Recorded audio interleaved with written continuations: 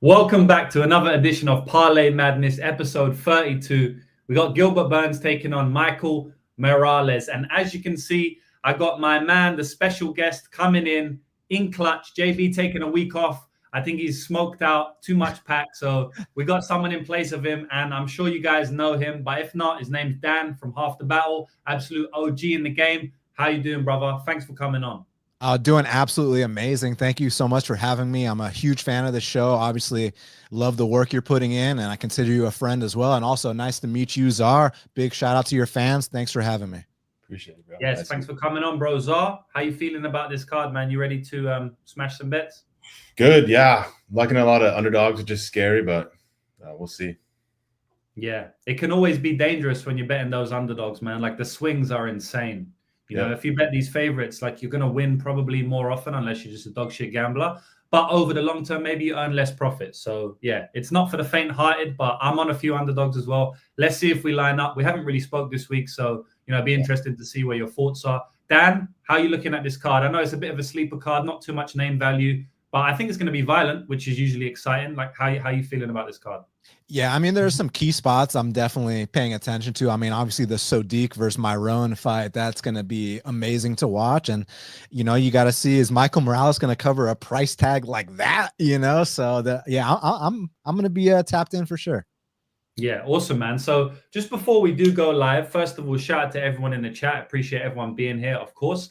But before we go and break down the fights, I wanted to ask you a question, Dan, because like I said, when I introduce you, you're OG of the game. I always say that. You've been in the game for a long, long time. And it's funny because I feel like I'm new to the, you know, content space, MMA space. But in reality, I'm not at this point. You know, I've been making content for like 5 years. That's half a decade, man. People call me OG sometimes now, like in DMs, and I'm like, nah, I'm not an OG. I'm fresh, but you are actually an OG, you know, as far as I'm concerned. So I think now in 2025, this marks the 10th year you've been tracked on the website that most of us use, betmma.tips, the MMA tracking website. So 10 years is a long time to be on that website. I want to know, as a fan of the website, as someone who uses it as well, first of all, how did you even find out about that website 10 years ago? And well, let's just start with that first, because I don't want to overload you. No, of course. And just one quick thing before I answer that. So a lot of people are like, oh, Dan's just a content creator. Guys, I've been gambling way longer than I ever spoken to a mic or, you know, a camera and that. I was a gambler first. Make no bones about it. It's just I've been creating content for a long time that people often get confused. But make no mistake, I am a gambler first. Now, as far as the Bet MMA tips, it was funny because I used to track my bets on a website called Cappertech, which was like the only like third-party tracked thing at the time. But no offense to them, but their shit was kind of hard to use. And like people would just be assholes and report my picks, act like I got like fake lines and shit. And like I'm on Twitter like tipping these lines. If these lines were fake, I'd get called the fuck out, right? Like, you know, I've been doing this for so long. So I got sick of like every single play on Cappertech being like flagged for some bullshit just because someone had a vendetta against me. But the Bet MMA tips dude, Mike James, he like was building up his website. He knew that at the time I was like one of the only guys that was making, you know, MMA related podcasts and whatnot. He reached out to me. He's like, hey man, come track your bets on my side. So I did it. And now here we are. Mad cold outreach from Mike. Shout out to Mike. He doesn't get too much, you know, shout outs in the space, but everyone uses the website. So definitely shout out to Mike. It's funny big shout out to Mike. Big shout out because, bro, people take him for granted. They don't show him the appreciation that he deserves. So big shout out to Mike. Yeah. And he doesn't charge, right? You don't have to pay at all to use his website. You know, it gets us cut from the. But I will say, I'm very happy to support his VIP thing. I think it's great. Yeah, that's what I was just going to say. So you don't have to sign up, but there is a VIP section on the website, which I actually use as well. It's pretty helpful for betting on MMA. It shows you much more in-depth statistics. So if anyone uses BetMA, definitely sign up to the VIP. Extremely cheap, and it's not recurring membership as well. So you just pay once and you get it for free 6 months, whatever you want to do. But it's funny you mentioned Cappertech because I know Mike has some beef with Cappertech. Because if you go on betmma.tips, this is the juicy MMA gambling beef, apparently, because I didn't know this, but I went on betmma.tips like years ago. And then there was one section that says like Capitec or something like that. Capitec beef or Capitec frauds or something like that. And I click on it and I think you know what I'm talking about, right? And Mike's just basically saying Capitec, some bullshit site. They I don't know, they banned him or they was banning real lines, like you said as well. And so then he said, fuck this, I'm going to make my own website and make it way better. And I haven't actually used Capitec. I've gone to use it, but I wasn't consistent because it was fucking shit. So yeah, just some funny backstory there. So, yeah, so shout out to Mike. And I guess we can get into the fights right now, boys. So Jamie, I want to pull that one up and then we'll get into the first fight of the night. Sure. And yeah, shout out to everybody right here. Oh, I have to do this stuff. Hey, and big shout out to JB for, you know, giving me the blessing to come in here and, you know, fill his shoes for an episode. Thank you, my man. We'll be blowing clouds later. Listener, shout out JB. Can you see that full screen? Oh yeah, that's full screen. Okay. Good. Yeah, so shout out everyone. Chem and May. JB looks different this week. He had a cut, fresh fade, and he's looking brand new. Good luck this weekend, Sammy. Thank you, Xavier. And not to call out my boy JV, but I'm pretty sure he's from Texas, but he's wearing like Toronto hats. Well, I'm from Atlanta, and I'm only repping the ATL. So, sorry, JB, you're my boy, but I gotta call you out on that. Unless you were born in Toronto and I didn't know that, but ATL, yeah, I root for my hometown. I don't know what that's about. I don't know the American sports, you know, but I know where I'm from in England, the sport is football, what you guys call soccer, and it's exactly the same. If someone's from London and they're repping a Manchester United t-shirt, like one of my best friends is, shout out to Harry, I'm calling him out. You know what I mean? I'm saying, what the fuck are you doing? You need to support the local team. I support Millwall, right, which is an unknown team. I'm surprised if anyone even listening knows that team. But they're my local team. They're 20 minutes from my house, and I grew up with them. They're completely unknown. That's what you got to rep, but I don't know how the USA gets done. But anyway. But you say USA. The hat he's wearing is Canada, not USA. So that's where I'm like, yo, JV, what's going on, bro? But, hey, no disrespect to my boy JB. I would 100% say this if he was here right now, and that's my boy, and I'm grateful that he gave me the blessing to replace him for today's episode. Thank you, my man.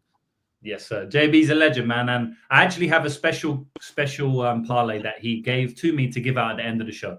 So I'll give that out. But for now, Luana Pinheiro taking on Tisha Pennington, Tisha Torres. I keep calling her Tisha Torres, even in my breakdowns that I write up for my VIP site. I just can't get it out of my head. You know, like I think, you know, the Tiny Tornado is a great nickname for her because that's literally what she does, right? She walks forward. She's very tiny and she's pretty much a tornado. Hella volume, lots of kicks, lots of punches, basically everything, right? She swarms you. And at the end of the day, someone like Luana Pinheiro is probably going to be behind on the volume and the pressure metrics in this fight for basically the entire 15 minutes, right? Because Pinheiro is like maybe the opposite of a tornado. Now, she will throw in combination when she does throw, but then she takes a big recharge and then because her cardio is not as good, and then she ends up throwing in combination again, whereas Tisha's just going for the 15 minutes most of the fight. Now, I don't really see a world in which Tisha covers the minus 500 price tag, which she's sitting at the moment, unless she potentially finishes Pinheiro, which we have seen Pinheiro finished multiple times in the UFC already by girls who don't necessarily finish, right? Like Angela Hill. This girl is not a finisher whatsoever. One of the worst finishers in the top 10, 15, you know, in the division. And then we've got Amanda Ribas, spin kicked her, knocked her jaw off. And I actually catch the fight doesn't go to decision there. So you can imagine like the jubilation, seeing a spinning kick in round 3. That was kind of crazy end to the fight. But yeah, I just don't really see Tisha Torres or Pennington covering this price tag unless she finishes her. Can she finish her? Because if not, I feel like you might almost have to play Luana Pinheiro. Now, I do think she can finish her. Pinheiro does gas out at times, so there may be a possibility where the volume is just too much. Pinheiro's just not at that level because Tisha's been in there with the best of them and competed with the best of them at times as well. I kind of feel like she won't finish her. I mean, at the end of the day, it's straw women's, and Tisha's not a finisher at all. I know you remember she overwhelmed Sam Hughes, but that was kind of random. Sam Hughes is extremely tough, so it's kind of random to see that, but. Yeah, I think overall this is going to be a 29-28 decision to Tisha Pennington, where Pinheiro has her moments. I was very close to playing Pinheiro at plus 375. Then the line got hit. It's all the way down to plus 250 now. So, you know, I feel like there probably is still some value, but it's not enough for me to take the shot. I'm going to pass it here, but it's definitely going to be a good fight. Dan, what do you think, brother? Yo, whose phone is that, dog? That's me, bro. Sorry, it's calling on my MacBook, which I don't know. Oh man, my shit used to do that. I had to put a quick halt to that. But yeah. Listen, man, I mean, like, Pinheiro's back is straight up against the wall. This is like win or go home. And even if she wins, there's no guarantee that they opt to re-sign her. You know what I'm saying? She just hasn't been impressive. Not to mention that UFC debut, pulling an Aljo, Academy Award-winning performance against Randa Marcos. Never a good look. Now you're on that 3-fight skid. And when you talk about the output difference, you were mentioning how you don't think that Tisha might cover the price.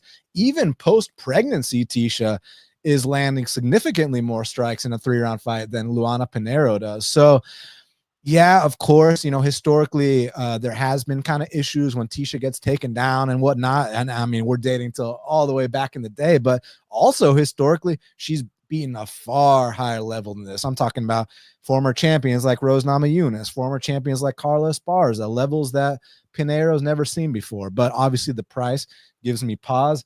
And then, James, another thing that gives me pause, it's like, all right, well, if we don't want to take a money line, well, over 1.5 is -800. Over 2.5 is -350. Fight goes the distance is -350. It's like, what are we supposed to do here? Are we supposed to go contrarian and try to predict a finish, by two harmless fighters? So it's probably a pass for me, man. Yeah, I understand, man. I will say I feel like Pinheiro. I wouldn't call her fully harmless. For the division, I feel like she hits pretty hard, and there is a world in which she drops Tisha. Converting it to a finish, it seems kind of unlikely. But like you said, she's coming off pregnancy here, which is, always a negative. She has fought and looked decent, but it's definitely not a positive. She is aging as well. And then one thing I will say as well that I didn't mention is that Luana Pinheiro is doing her OnlyFans thing, which I never like to see. Like, look, Juliana Miller went out there last week and looked good. She's got the OnlyFans going on. But I think more often than not, it's a negative. So yeah, that's something I don't like to see as well. But James, is she like posing, like, yeah, because that's different. Or is she like, showing training footage? Like what's she doing? Is it provocative or is it training footage? I've never signed up to an OnlyFans, so I can't say, right? So if any of y'all know in the comments, let us know, man. Yeah. I was gonna say is I know there's a couple people in the comments that know the exact answer to that. So let me know if you guys know about Jamie, pull it up.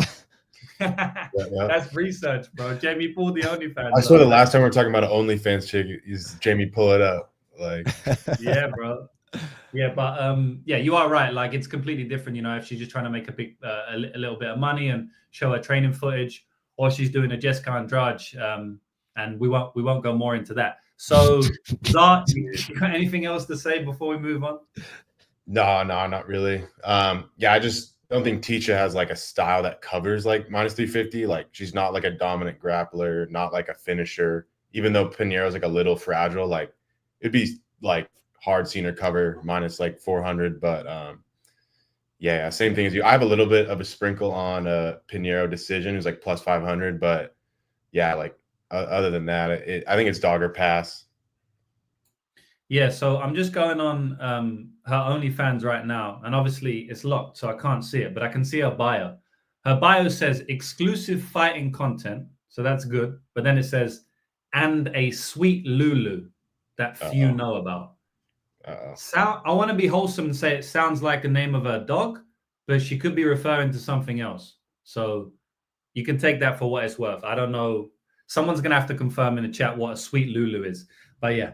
I don't know if I want to know what that is. Yeah. I'm curious, bro. I kind of want to know. But I ain't paying $9.99 to find out, I tell you that. Yeah, wait, someone in the chat pay to find out. Yeah. So what's the next fight, bro? We can move on. I guess nothing you like on that one?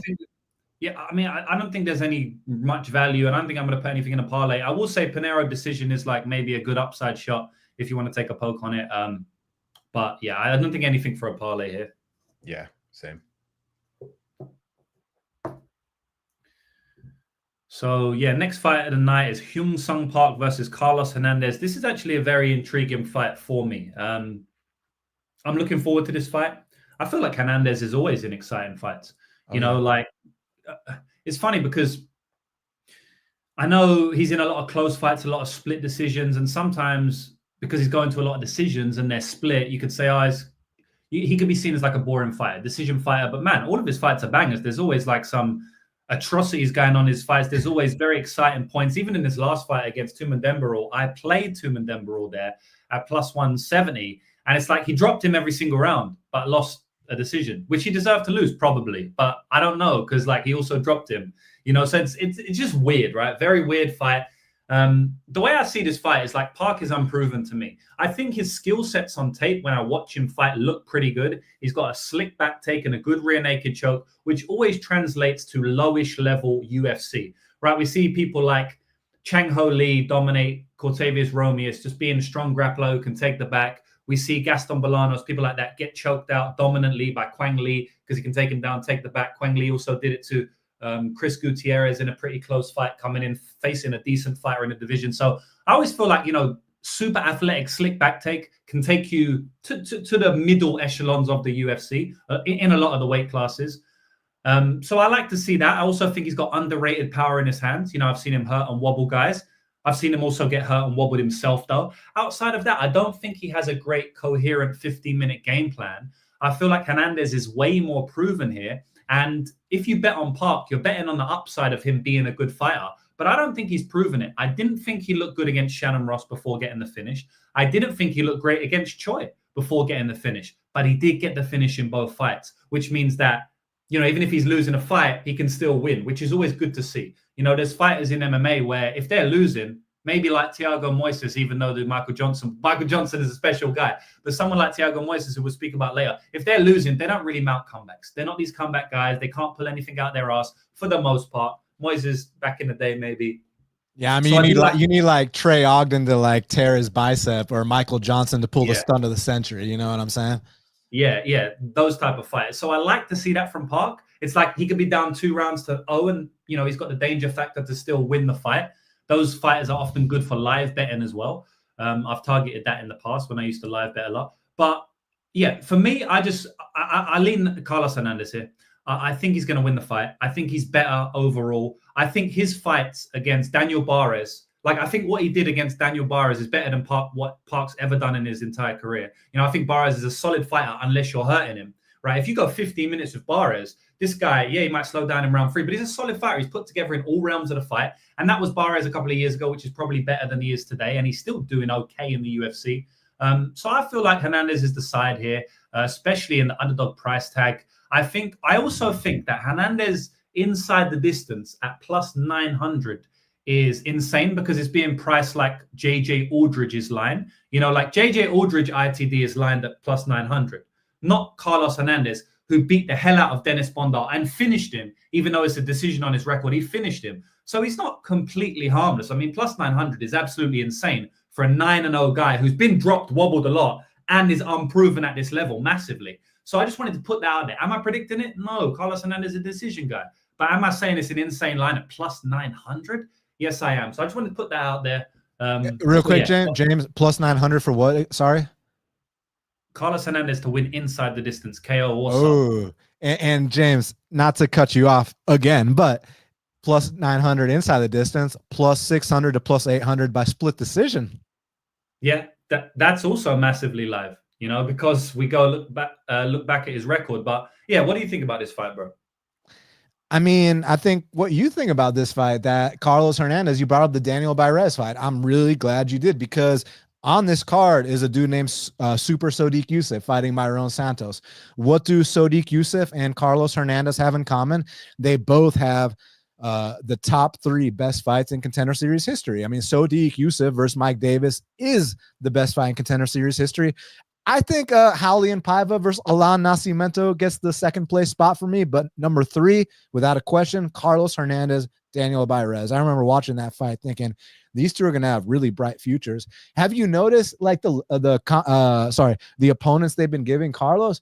Like they've been making him like fight, Asian prospect after Asian prospect. I'm curious if there's a method behind the madness there. But like the thing about Carlos, why it's hard for me to take a hard stance and plant my flag is because he doesn't really separate, right? Like he fights close with everybody. He can go to a split decision with anyone.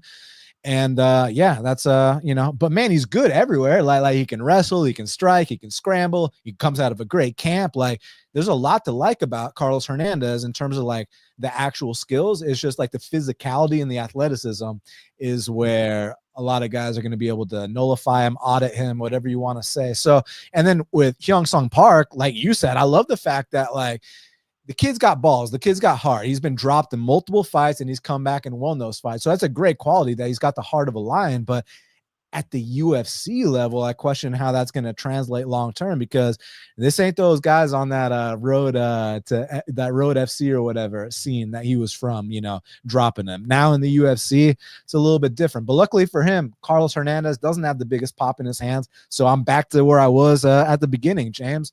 Plus 600 to plus 800 for Carlos Hernandez on that split. Yeah, I like it. Honestly, if Hernandez didn't have a bit of a dodgy chin, I would probably bet a lot of money on him here, because I really feel like, Park's going to need big moments in this fight, and he gets them in a lot of fights. And he could get him against Hernandez, someone who's been dropped and wobbled a couple of times. But I don't know if his back take's going to work, man. Obviously, Nascimento took his back and subbed him early, but Nascimento is a high-level specialist. I think a lot better at jiu-jitsu than someone like Hyun Sung Park. And I don't think Park has a deep jiu-jitsu game, to be honest. I just feel like he's got a very slick back take and rear naked choke. And maybe I'm wrong about that. There's not that much tape out of there, him just grappling non-stop. So I could be wrong, but I don't know, man. I think if Hernandez stays smart, he could probably win the fight, but we'll see. Zar, what do you reckon about this one, bro? Yeah, I think it's dog or pass. Hernandez is like by far like the best guy he's ever fought, like way more well-rounded and durable than like the guys he's been fighting. And I just don't like laying chalk against, I don't like laying chalk on the guy who's fighting, his toughest competition. I think he's been out for a couple years. And like he's entering his prime years, which, he could come back looking a lot better, and he covers his line, but like he hasn't covered this line against like worse dudes. And I don't think he's the best minute winner, and he like relies on, moments and finishes. I think he only has like one decision win. And I think this one's going to decision. So I think Carlos might be like the minute winner. Like it's going to be really close. Obviously Park is a little bit more dangerous, but I feel like he's more hittable. So either guy is live for big moments. Definitely think it's dog or pass. I think it's getting to like plus 160 right now. Yeah. I think that's dog or pass for sure. I don't get how you get past like slight favorite for Park, like just because of like finishing upside, but like for it to be like this price, I need to like have him to like prove it against like UFC level competition, with like he hasn't done. So yeah, I feel you, man. We see the fight the same for the most part. If you want to write Carlos Hernandez down for some parlays potentially, and I don't really like anything other than that, to be honest. I mean, I'm not going to put Hernandez RTD in a parlay. I just wanted to call out the insanity of the line, because I know these guys are light. They don't weigh much, but they're not women. You know what I mean? Like they're still, they can still finish, man. Yeah, so, no, that's a crazy like ITD. He smashed Bonda. He finished Bonda. He doesn't separate a lot of it, but he did separate in that fight, and he separated the dude from his consciousness. I don't know how they ruled that shit a technical no because that shit was no decision about it. It's the complete opposite of a decision. So that's an insane record. And I think that's probably why, honestly. They see decision on his Tapology and they're like, okay, yeah, plus 900. I don't think you can watch that and make it plus 900. Yeah. The guy gets dropped all the time, Park. You ever seen Dominic Reyes versus OSP? Exact same thing. Yeah, exactly. They called that one a decision too, right? Yeah, and it was like a third round out stiff knockout. Yeah, he was out. You know what's crazy is that happened a couple of hours ago. I don't know if you guys watched the ending of Darren Till versus Darren Stewart. Oh, that fight already happened? In the boxing fight, right? So Darren Till, for those who haven't seen it, he boxed, I think, maybe like 8 rounds or whatever they did for Misfits and DAZN. And he smashes Darren Stewart with like a 4, 5, 8 punch combination at the end of the end of the fight. Darren Stewart is stumbling, completely falls on his ass, like he's out on his feet, and they give Darren Till a unanimous decision because the whistle goes, the end of the bell. But that was a knockout. That wasn't no unanimous decision. It's funny that happened earlier. Damn, I heard about that fight. I didn't. It already happened. Yeah, man. Like literally earlier today. Like, is there a line? Yeah, because it was in the UK. I'm pretty sure. So it was. Yeah. That's crazy, bro. Darren Till's he's doing his thing, man. Shout out to Darren Till and Darren Stewart. It's good now the sport's got big and they can make money, outside of the UFC. Because once upon a time, if you leave the UFC, you are effed. But it's not the case now with social media, which is good. So yeah, what did we write down for that one? So just Carlos Hernandez. And I wrote down the ITD for you just in case you want to get crazy. Yeah, we might go mad. Who knows? I don't think anyone's tracking that on BetMMA or Capitec. Carlos Hernandez ITD, but you never know. All right, we got Denise Gomes versus Elise Reed in this one. Another massive favorite. There's a few massive favorites on this card, and I think this is the first one. So, I mean, what can I say about this one? Elise Reed is all right on the feet. She's got weird herky-jerky style. She stays at range sometimes, looking like prime Conor McGregor for like half a second, with her movement. And then, she's just getting murdered on the ground, like prime Conor McGregor to some degree. But yeah, I just think that Denise Gomes is too physical for her. It seems like when Elise Reed takes these fights against very physical girls, she doesn't do well. And Denise Gomes is definitely extremely physical. Now, Denise Gomes, to cover her -700 line, she probably needs to grapple. But I also believe that she can get a standing guillotine here. She almost got one on Karolina Kovacevic. I think she threw one up against Angela Hill. So, she will go for them.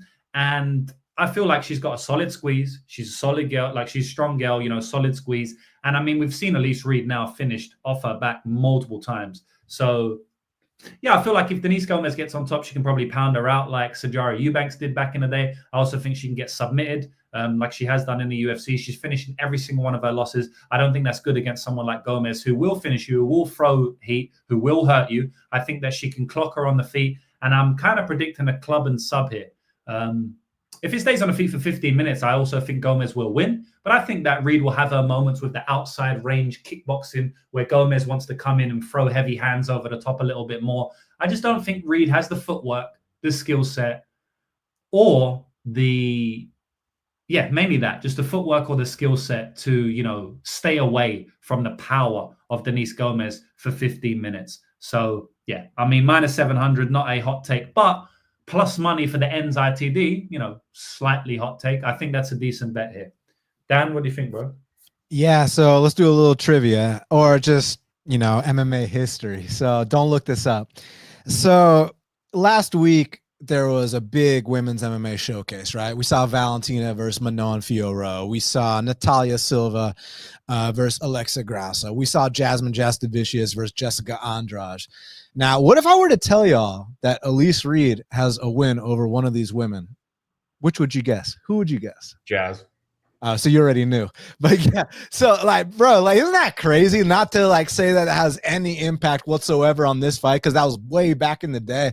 But that win will always age well on her resume, especially with Jasmine moving her way up the ranking. So you love to see it. But as far as in the UFC, Elise Reed has been very inconsistent. But I will say that last performance I thought was a huge step in the right direction. Now, I know it was against like a 40-year-old fighter who changed her biological passport, whatever the hell that means, but look it up, true story. But man, I didn't Elise go out there and land over 100 significant strikes, stuff the majority of the takedowns. That's a step in the right direction. But what's different about Denise compared to a lot of fighters in this division is that she's coming out here and finishing fights with hands in brutal fashion against real people. She ended the chin of Yasmin Yaragui. She broke Bruna Brazil. And after she kind of took that vet lesson against Angela Hill, these last few performances have been a bit more mature. She's not rushing these finishes anymore. And I love what I'm seeing. So as far as you predicting the finish, it's tough to say. I mean, at least, the under 2.5, plus 140, you'll get some dog odds on the under 2.5. What'd you say the inside was on Denise? Oh shit. No, Wait, sorry, what? I like the fight ends ITD because the price was basically the same as Denise ITD. Yeah. Plus 110 for the fight as opposed to plus 120 for Denise. Like, obviously, take that for sure. Yeah, these first 4 fights of the card, I don't have a strong conviction on, but as the card progresses, you'll get some stronger takes from me. Yeah, no, that's fair enough. And at the end of the day, man, there's no shame in passing. There's no shame in keeping on, hold of your money. I'm a lot more volatile gambler than you. I know that for a fact. You have a couple of bets a card, if that. And I respect that style of gambling. I personally like to fire a lot more than that. I feel like most of the shots I'm firing are plus EV, so I don't mind the heavier volume because the EV is going to even itself out. At least that's if I feel I'm playing a good bet. But man, there's no harm in, taking it calm, playing a couple of bets a card.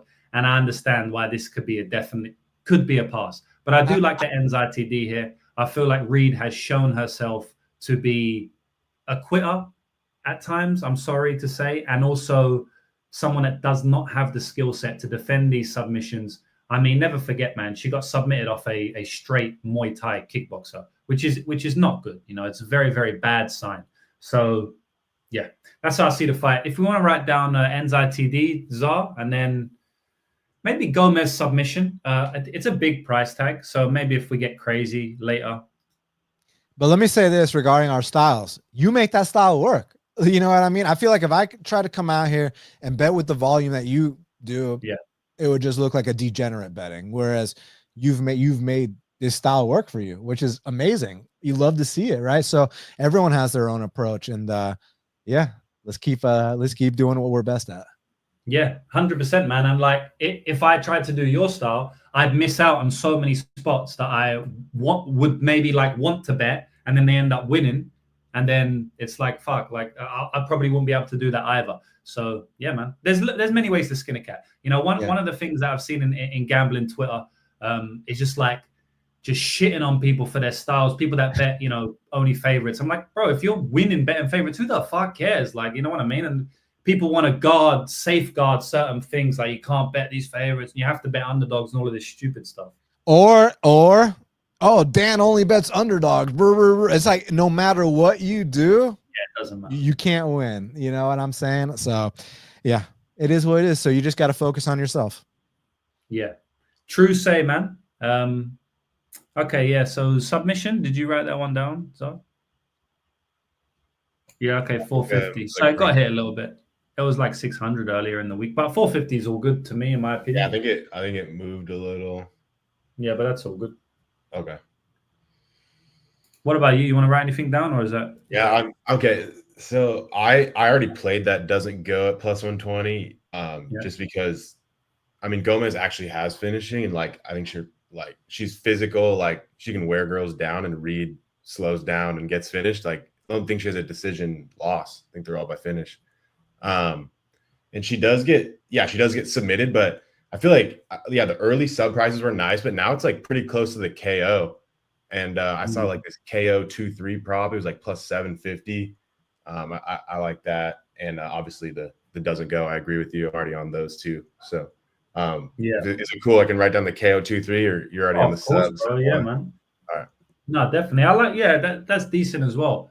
I've seen Denise Gomes go for a couple of submissions in the UFC, and she's not got one, but I got a sneaky submission. She could get one here. She's also competed on jiu-jitsu as well. So I know, she's competed in jiu-jitsu tournaments. So I know she's pretty well versed down there, even though she hasn't shown it too much in the UFC, And that one fight against, what was that grappler where she was a big dog? She looked like she knew what she was doing. Mora? Yeah, I don't think she was a big dog, Yeah, she was doing decent there. Mora's fucking physical beast. Yeah. So, yeah, we can move on, bro. Yeah. And, I'll do the comments now. Trying to not do the comments as we're talking, because I don't want them to what was happening, Zar? They was when you was doing the show. They were just when we're trying to make the clips, they'd cover the screen, but it's not a big deal. I can cut that out. It's all good. Yeah, like that. But yeah, shout out to everyone watching Best Breakdowns in the Game. Sorry I'm late. No problem. You're here now. Gomes isn't doing it. Isn't doing what? Getting the finish? All right. We'll see. Well, Yeah, I mean, another fight that's, to be honest, this one's a little bit more interesting. Luana Santos versus Tainara Lisboa, the Thai Panther. She's definitely the Thai Panther, very Thai style striker. Fought Valentina Shevchenko back in the day. I think that the line movement on this one's a little bit crazy. So Tainara Lisboa was actually a favorite. I believe she opened up a favorite. And now she's like a big underdog. You're talking plus 160s, plus 165s, which is a massive move from being a favorite. It's just been all love for Luana Santos the entire week. And I don't necessarily agree with it, man. I mean, there's a few key points here. One of the key points is that this fight is at 135 pounds. Luana Santos is moving to 135 pounds. She has fought 135 before, and it was the only time she missed weight. So usually she fights at 125. She moved up in weight and then missed weight. So I don't know what we can take from that. We can either take that she just was out of shape because she thought she had to fight a higher weight class, so she doesn't really care about it anymore.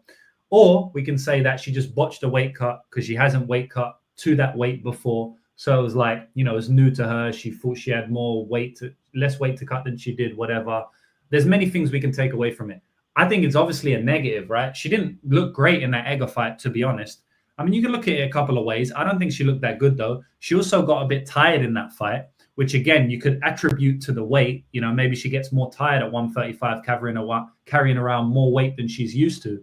So these things are all negatives, right? Now, what are negatives on Tainara Lisboa's side? Well, when she gets taken down, which will be Santos' game plan here, she doesn't look good off her back. She's the Thai Panther. She's not the jiu-jitsu snake. So she doesn't look that good on her back, right? She seems like she can't get up.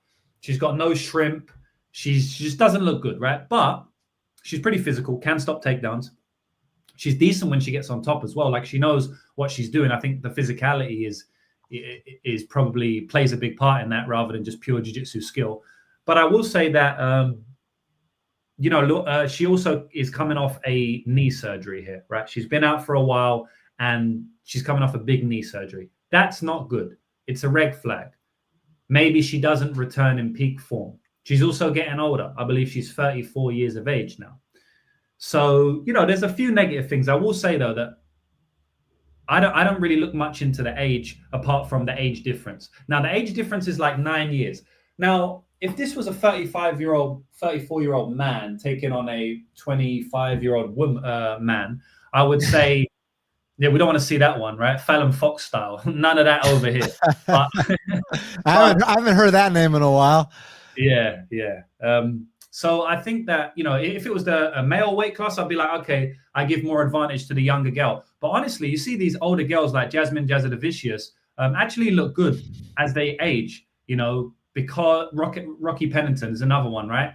And I think there's many reasons for that, but women definitely, like, I don't mind seeing a 34-year-old woman take on a 25-year-old woman. I don't think there might be more advantage for the 34-year-old, honestly. Now, that's debatable, but it's not debatable in men's MMA, but it is in women's MMA.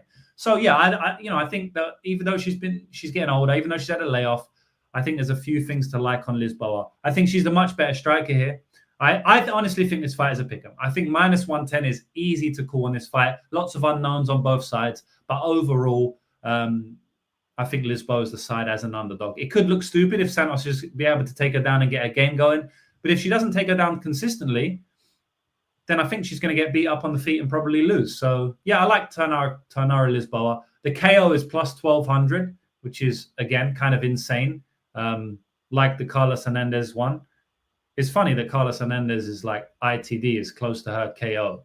It's like, fucking hell, man. Like, they're really disrespecting my boy Carlos. I know I mentioned it before, but Jesus. But yeah, man, that's what I think about the fight. A bit of a long one, but a few things to cover there. Dan, what do you think, bro? Yeah, listen, Luana Santos, she's very physical and she's kind of a bully in there. She's got that dog in her. And like, even though the techniques aren't the prettiest, she'll go for it. And you have to be able to deal with her physicality. Like, so you look at that Juliana Miller fight, right? And, obviously it looks great to get a first round TKO in women's MMA. But if you look at the technique of some of those punches, man, I mean, I see better technique at a local 7-Eleven, parking lot fight or a local Taibo class, you know what I'm saying? And then you compare that to Lisboa's combinations in the pocket, her very last fight. I mean, Lisboa is so much sharper than Santos on the feet. It's not even close. But I also didn't like, obviously, you know what I'm about to mention, round 3 of Lisboa's last fight where she was taken down. But to her credit, she got back up. And then she ends the round on top. She takes her opponent back down. So I'm seeing like well-rounded like glimpses from Lisboa. I was actually at her debut against Rose Clark, a few years ago. But the knee surgery is not just a knee surgery. Apparently it's like cartilage, which, listen, I'm not a doctor. Don't quote me on it. But from the people I spoke to, they say that's like more serious than just a traditional, knee surgery or whatnot. So, but that being said, it just comes down to where this fight takes place. I think at range in the pocket, combo for combo, Lisboa way too clean for her with that, with that extensive striking background. She like went to a decision with Valentina twice in pure, was it pure Muay Thai or pure kickboxing? But either way, you catch my drift. And but man, Luana, so physical. She can keep this up against the fence and roughneck this girl, bully her. I could see it going either way. I got the coin right here. Let's give tails to Luana. Luana's got a bigger tail. We'll give heads to Lisboa. Huh. And we will be going with heads for Lisboa, for the underdog. So, but guys, I'm honestly not confident on this fight. I really think it'd go either way. And I will let you know when I'm confident, but this is not one of them. But so with that said, it's probably dog or pass. Yeah, fair enough. I agree with you. And yeah, Valentina fight was in Muay Thai, and it's funny because this was in 2010. The fight I watched, they had 2 fights. I only watched one. This was in 2010. It was in an MMA cage, right? In 2010. So Muay Thai in an MMA cage in 2010. I didn't even think that shit existed. I remember like John Wayne Parr making it kind of popular maybe about 7-8 years ago. This shit was 15 years ago. But the cage was weird. It was like a huge Muay Thai MMA cage. So I don't even know if it was meant to be MMA or whatnot. But yeah, that's just funny. She fought all right. She got dropped though. Valentina's definitely the better striker. But 2010, right? How old was Luana Santos in 2010? I have no idea. Because she's young, right? She's way younger than that. She's like 10 years younger almost. 10 years old. So she was 10 years old, right? So Tainara Lisboa is getting dropped and competing with Valentina Shevchenko when Luana Santos was 10 years old. I actually favor the age and experience of Lisboa here, which you wouldn't really hear in men's MMA. So I actually think it's better for the 34-year-old in this fight. I could be wrong, but we'll see. Zar, finish us off, bro. We're both saying it's a coin flip. So, we both agree there. What do you think, bro? I mean, I definitely think it's closer to a coin flip than the odds are right now. Like, if not for that knee surgery, like I would be nuking this line. But, it's just that's what's keeping me off of it for now. It's like, yeah, Santos, if she gets on top, Lisboa could, spend some time on her back. But like Lisboa, she showed like she's pretty well rounded. Like in her earlier fights, like against Dumont, I watched that fight. She was like fucking her up and then just gave up a rear naked choke, like didn't know what she was doing. And then, in her UFC career, I mean, she's been using the grappling like, way more than I thought she would. Like, I'm not saying she's going to offensively grapple here, but she's not like a complete fish, I don't think. I just didn't like, what Dan said. I didn't like what I saw in round 3, but, earlier in that fight, she was the one, she dominated with the grappling herself. But I think in this fight, definitely got to, floor is lava, avoid the grappling. And on the feet, I mean, Santos is going to get lit up like bad. And like you said, that KO number is getting crazy. I actually already played it plus like 1,100, I think is the best I could get. I think it's like at least a 10% outcome. Like even if you think Lisboa is the underdog, like that's a crazy price. Yeah, even the fight to not go to a decision, I think there's multiple ways this fight could finish. I'm not going to play it because I do think it goes to a decision at a decent clip, but I don't think it's the worst bet. If you want to take a massive, massive price, and usually you'll see these fights be like plus 300, like under, but it's only plus 200. So I think that tells you something there. But yeah, overall, I definitely think that Lisboa is the side here. So if you want to write Lisboa down, yeah. And then Dan, if you have any like bets that you like or lines that you like on any fight, just call it out. Jamie will write it down, and then at the end of the show, we'll go through the list that we've compiled throughout the show and make our parlays. So just feel free to just shout out any bets you like if you do. Yeah. Like I said, these first few are kind of, whatever, but the card's about to start getting a lot better. Yeah, we're going to heat up soon. So let's move on to the next fight and we'll see. So yeah, Santos ground and pound live. Yeah, I think probably more of a submission. But yeah, I honestly do think it is live. Next fight, we've got Conor Matthews taking on DelValle. Yeah, okay. So I don't have much to say about this one. I don't think Conor Matthews is that high level. I think that he's, he wants to be in there. Just trying to think of all the good things I can say about him. He wants to be in there. He's an enthusiastic fighter. Sometimes he's too enthusiastic for his own good, and maybe can put himself in certain bad positions. I don't think getting beat by Bazooka in round 3 finished is pretty bad look, to be honest. And if I'm not mistaken, I don't know the line for that fight, but I think it was closely lined. It wasn't like, he definitely wasn't meant to get knocked out by Bazooka in round 3. So yeah, I just haven't seen too much from him that makes me believe that he's UFC level. Now, DelValle, I don't really know what to think about him. I think he could be decent. I think he could improve and he could get better. He's got a decent guillotine choke. We saw that on the regional scene just before he came to the UFC, but he was taken down in that fight by a guy who's not that good pretty easily.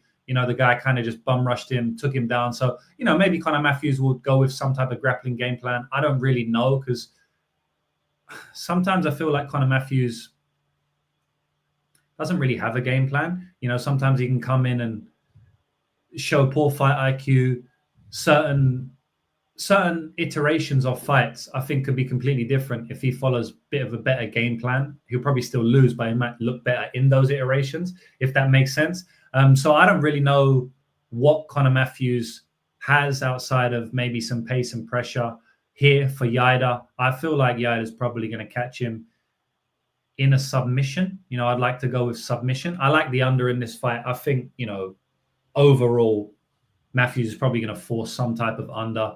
He's been finished multiple times already in the UFC, and it's not good coming back again. I think he's probably going to get finished again. It's obvious what they're trying to do, set up DelValle against someone like Conor Matthews, who probably isn't necessarily UFC level at this moment in time, against someone who, 8-0, shiny record. Maybe they're trying to get him a win here, and probably one inside the distance. So, yeah, I like DelValle to finish it, probably on the mat. I think he's way better jiu-jitsu than Conor Matthews. And I've seen Conor Matthews put himself in some bad positions. So that's the way I look at the fight. But yeah, overall, I don't have like a strongest read on this one outside of I think it's going to finish. So Dan, what you got to say, bro? Man, no disrespect to Conor Matthews' gym, because they have produced great fighters, but I'm under the inclination that the New England cartel is on a steep decline / they haven't evolved and they haven't leveled up. Calvin Kattar, Rob Font, Conor Matthews. There's more examples. What's the name of the green-haired guy that was Sean O'Malley's punching bag? He's part of that camp. It's just like Coutinho. What are these guys doing? And I like their coach a lot, Tyson Chartier. If you hear him talk, he's obviously very bright, but what's happening to that camp? So here's another one, Mitch Raposo. But let me give this kid credit. So what was Mitch Raposo's second fight? It was Sumaderji, right? So can someone explain to me how this guy gets 30-27 by Andre Lima, but they call it a split? Then he clearly loses to Sumaderji, and they call that a split too? Does someone know something that I don't? Is the Boston mob involved there? Maybe they really are a New England cartel, because look me in the eye with a straight face and explain how Mitch Raposo made it to a split in either of those two fights. You can't. So, but that being said, I think that gym, no disrespect, it is what it is.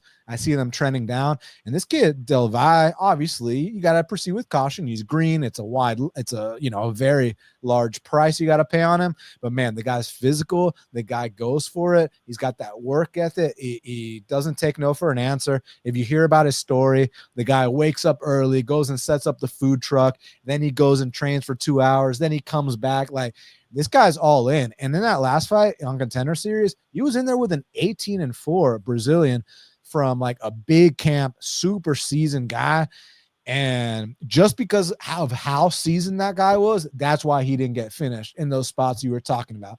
Tight guillotine, relentless pressure. So, Yeah, I mean, I'm not breaking ground here, but I think that the big favorite is going to come out here and school this guy. It's just, is it going to be a finish or is it going to be a dominant decision? The reason I ask that is because although the pressure's there for DelValle, a lot of his shots are like arm punches, right? Like, so that's what I'm kind of worried about in terms of him actually putting down Connor Matthews. But either way, I definitely think he owns him.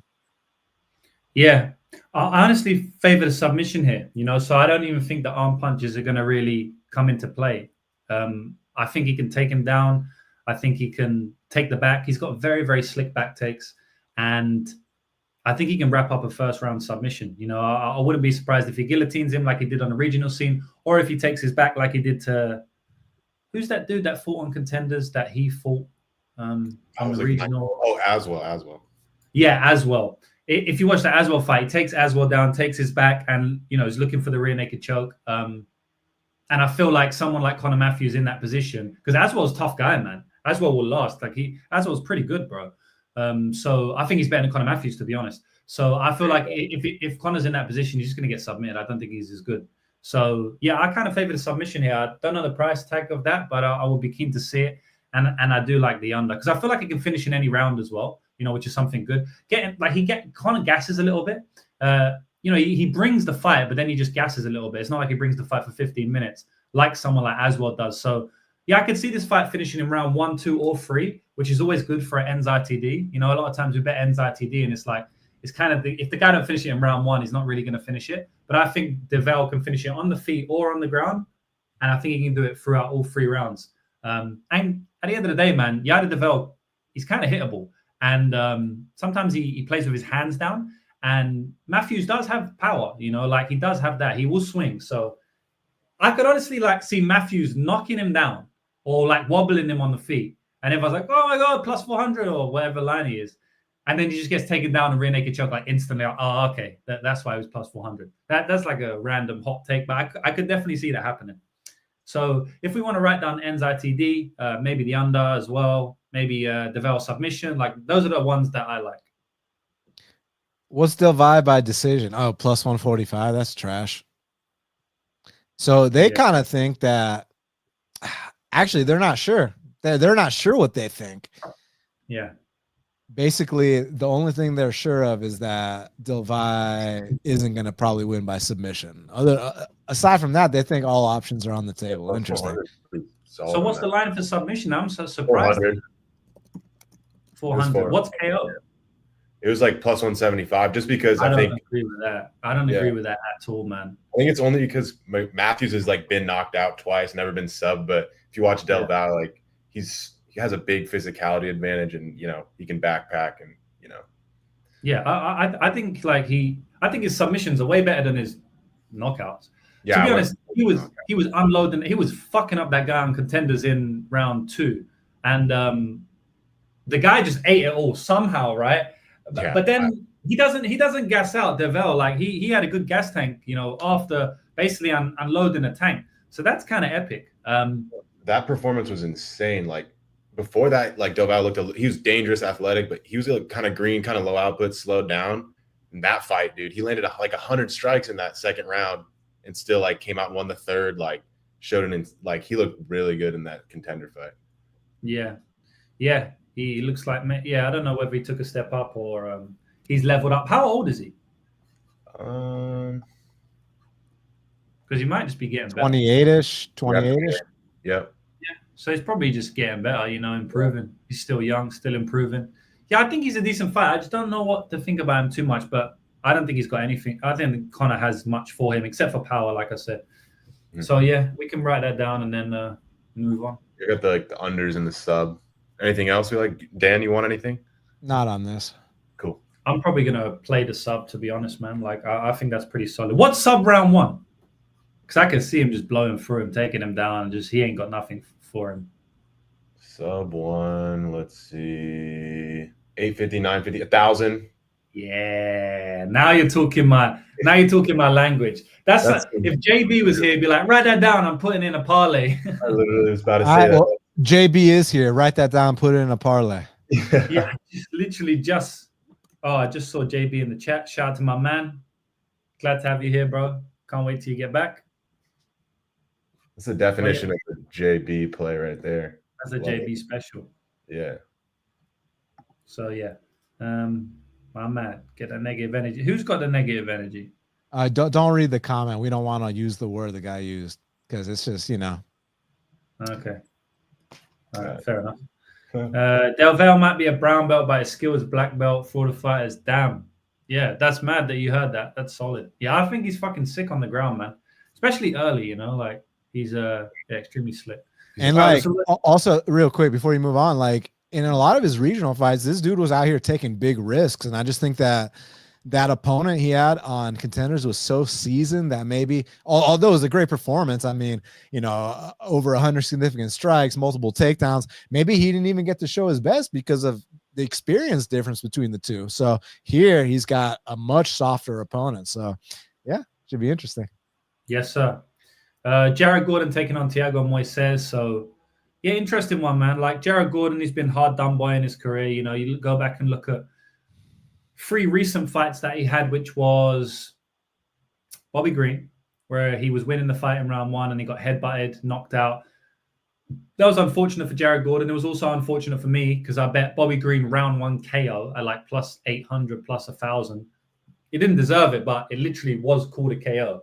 And then they reversed it. So anytime that happens, it's fucking bad, So that was unfortunate. But I thought like Jared Gordon was looking good up until the headbutt. And then, you go back and look at the Nasrat Haqparast fight. In my opinion, he won that fight. Again, that wasn't great because I bet on him. So, yeah, that was annoying again for both of us. And then you look at the Paddy Pimblett fight. And again, I bet on him. And that wasn't great for both of us because, in my opinion, he won that fight also. So, man, this guy, he's been hard done by just in general. He did have that good win against Madsen. But, yeah, outside of that, he's been kind of hard done by recently. Paddy's obviously gone an amazing run. Could be fighting for the title soon. So that looks like an elite loss in a fight that he probably should have won. I don't think Paddy is like so much higher level now than a couple of years ago. I personally don't think that. I think people will disagree, but that's fine. But I don't think he is. I just think Jared Gordon's pretty fucking solid, man. And unless you're knocking him out or submitting him, he's pretty good. Even against Grant Dawson, like he wasn't just having his way with him. That was a fucking good fight. And Grant Dawson, again, someone like precipice of title shots. You just got a bit of a dodgy chin, So like Jared Gordon's putting on good performances against very good people. We just seen Nasrat Haqparast get a solid win over Ribovics as a big underdog. So like, man, Jared Gordon to me, has put on better performances than even Thiago Moises, even though Thiago has been in there with probably better fighters, probably competed against better fighters than him overall. But I don't think that his performances have shown that. I think Jared Gordon is a higher level mixed martial artist than Thiago Moises. Now, higher level mixed martial artist, maybe not actually, but higher level fighter, higher level, more effective MMA fighter, I believe so. You could be a black belt in Taekwondo, you could be a black belt in Jiu-Jitsu, you could be a whatever, like champion wrestler, Bo Nickal style. But in MMA, you get dominated in the grappling, thrown around and knee to the body and beat up by a worse striker in RDR. So I feel like Thiago's probably got the better skills. I've seen him out-kickbox people like Bobby Green, who's very good on the feet. Very good performance from him there. Alexander Hernandez, good on the feet. So it's like, Moises probably skill for skill, maybe better. But this is an MMA fight, man. And Jared Gordon is going to bring it time and time again. And I think Jared Gordon is going to win this fight. I feel like his money line has value, probably even now, even though the line blown out. Actually, the line's come back in now. So, yeah, I think Jared Gordon is the clear side here. I think Moises could potentially take him down. But to me, Moises hasn't been performing well of late. I think Moises, like we mentioned earlier, his mentality is not that of a fighter at times when the going gets tough in the UFC. He's shown like he doesn't really want to be in there. He seems to second guess himself. I don't think he likes getting hit hard on the feet. And Jared Gordon is going to bring that pace, going to bring that pressure, going to bring that volume. And I think he can make someone like Moises panic and start to make mistakes. And if you make mistakes, you're going to get hit clean. Jared doesn't hit very hard, but he throws a lot of shots. And he throws enough shots to crack you. He cracked Paddy with some big shots. The Scousers don't get knocked out, but Moises does get knocked out. And he gets TKO'd even from pressure, like against BSD. There was no shots landing super clean. It was just pressure. It was a pressure TKO. So I could see a round 3 TKO at plus 3,500, 35 to 1 here for Jared Gordon. Overall, I think he's the side here. Dan, what do you think, bro? Yeah, no, fantastic points. Listen, obviously there's an age gap, but Thiago Moises is not your typical, 28 to 30-year-old. He's around that range. And, we were kind of mentioning it earlier how fight years and numerical age are two completely different things. Point in case last week with Jasmine Jestovicius, right? And I think she might turn like 37 later this month. I mean, not later this month, later this year.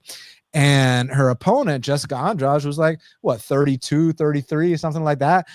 And who looked like the 37-year-old and who looked like the 32-year-old. So all I'm trying to say here is that, Jasmine's getting better every single fight. So again, it's about the mileage. And Jared definitely has some miles, but I don't think it's like so far beyond where Thiago Moises is. And back to your point about the dynamic of how this matchup, of how they truly match up.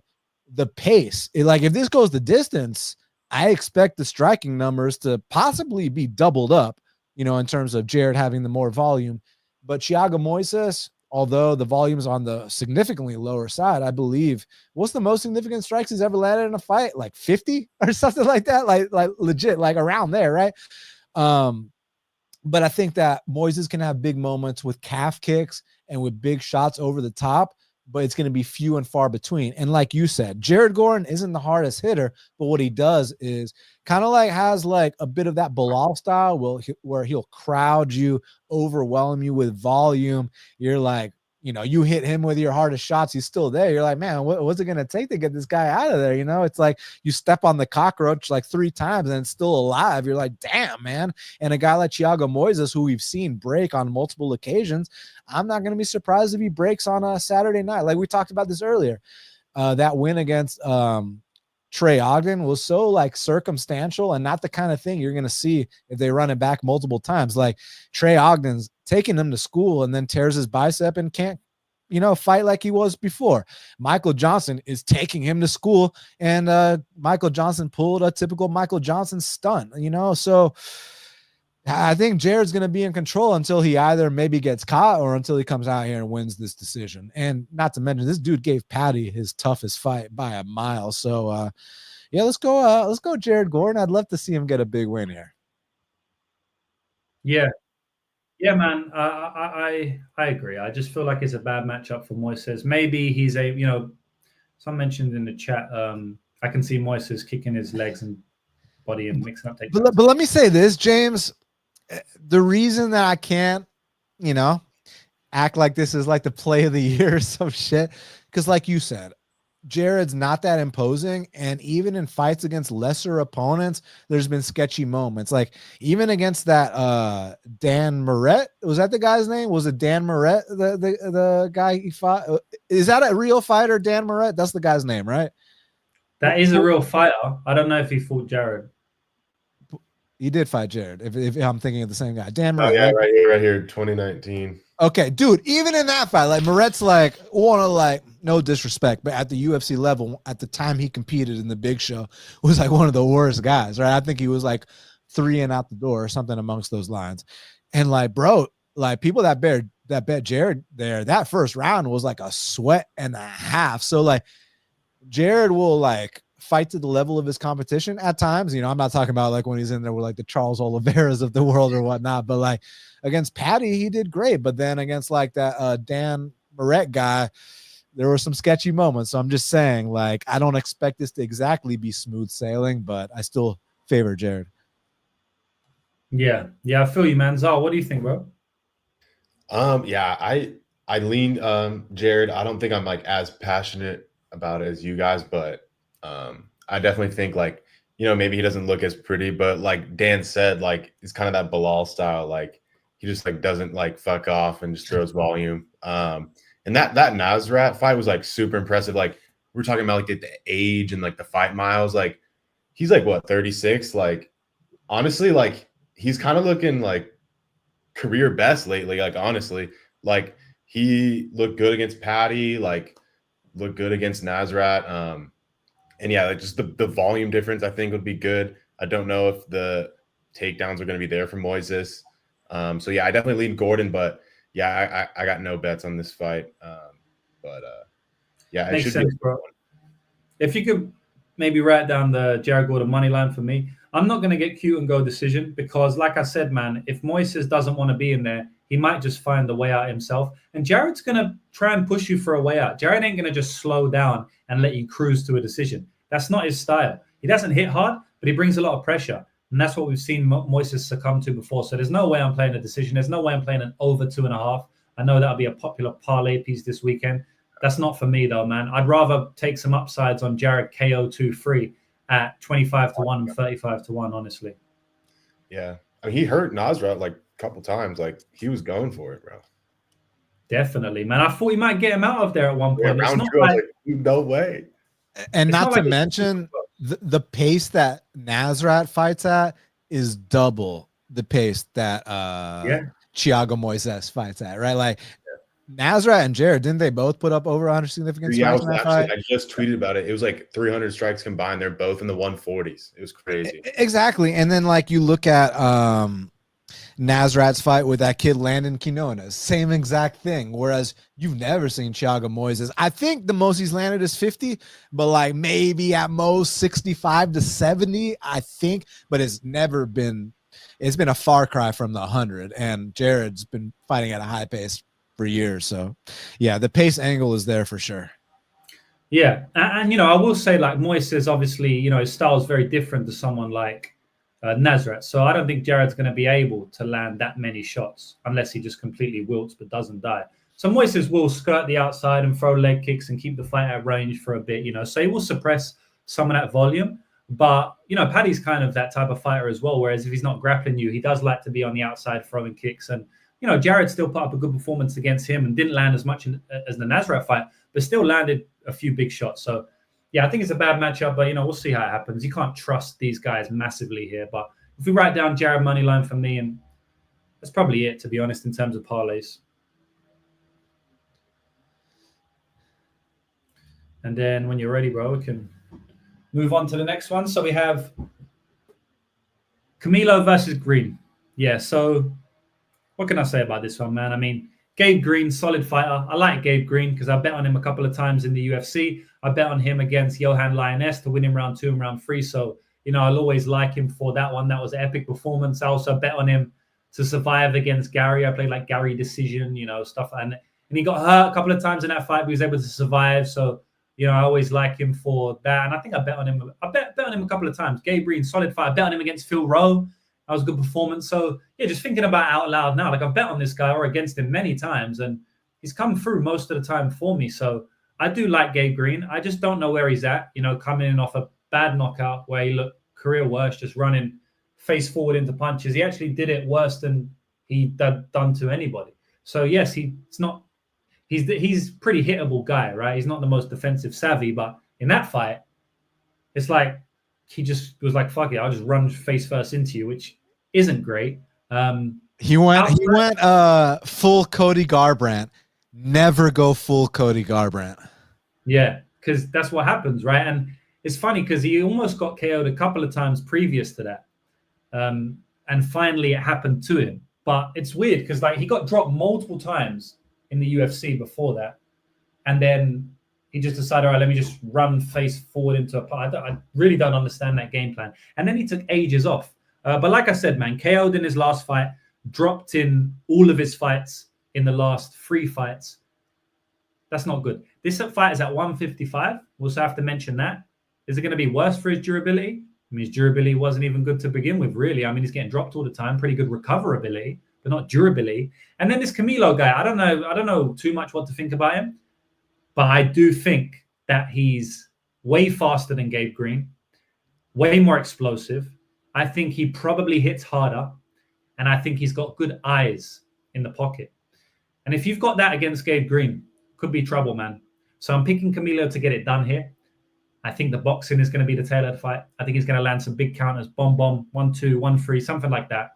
I do feel like in a 15-minute fight, Gabe Green could potentially like get some grappling going, show more dog in him. We know that Green has very good cardio. We know that Green has a big experience advantage, UFC advantage. This is Camilo's debut. Like, we know that Green is proven at the UFC level in these spots. So I wouldn't be playing Camilo money line at minus 250s or minus 200s or whatever it is. But I don't mind like a small shot on the Camilo to get it done inside the distance or around one prop.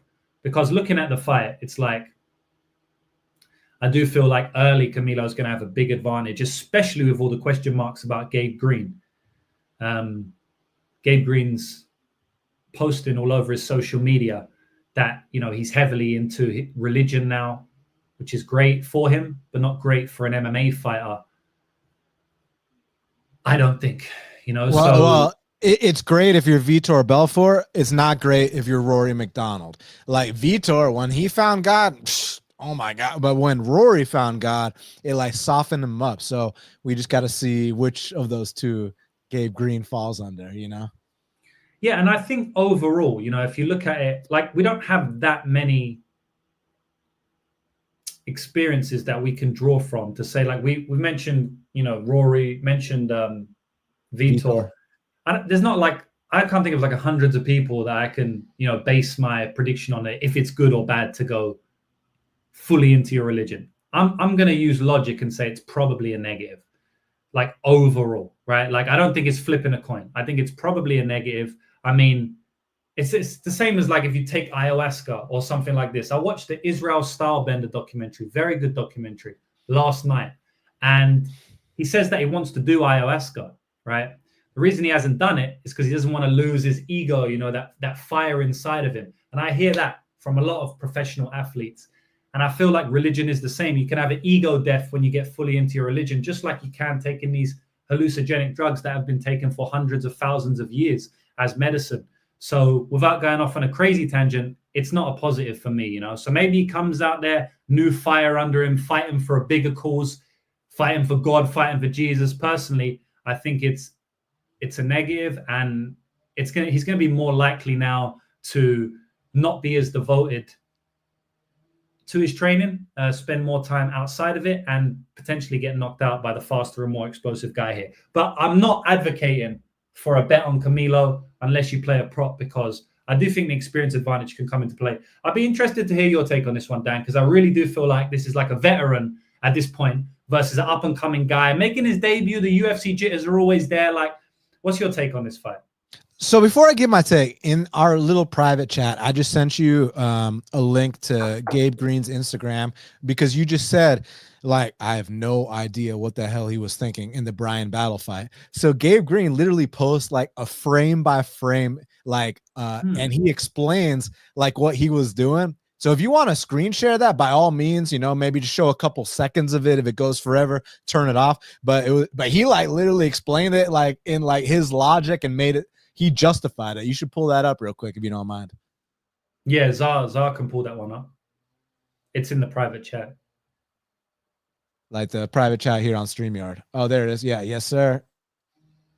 I'm gonna zoom in a bit, Zar. But you gotta turn up the volume though. Let's start from the beginning. It might not. The volume might not work.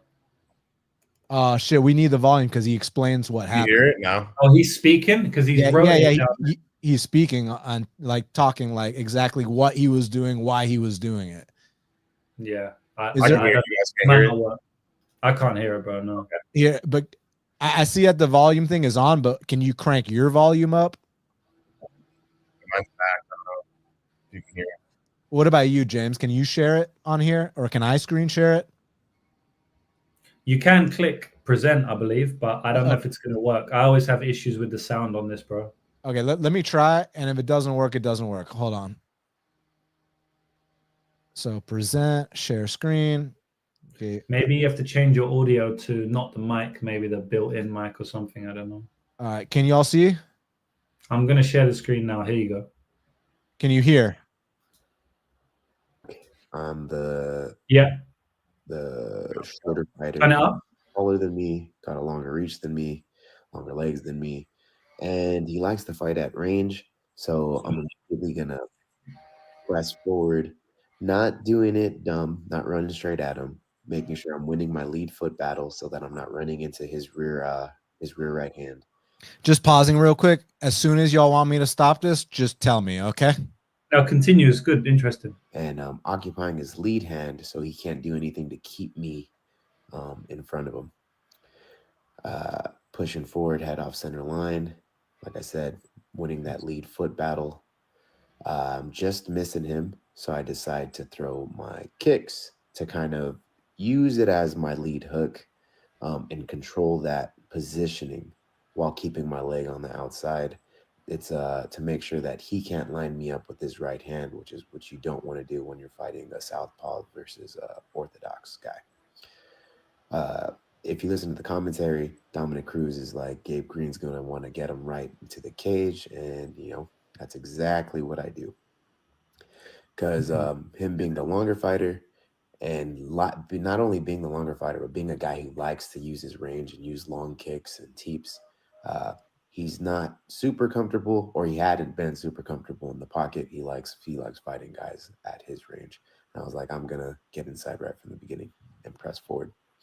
So once I get him to the wall, throw a few jabs, I notice that he's really trying to parry that jab down hard.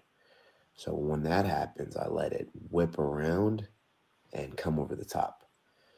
Because when you're parrying down so hard, you leave your face open. So as that happens, he's looking for his right hand, but I have my hand up to block that shot. So I'm blocking his shot and landing mine. Bink. Follow that up with a second jab to the face, and then I go body, body, head. So I land my 1, 2, 3, 4, and 5.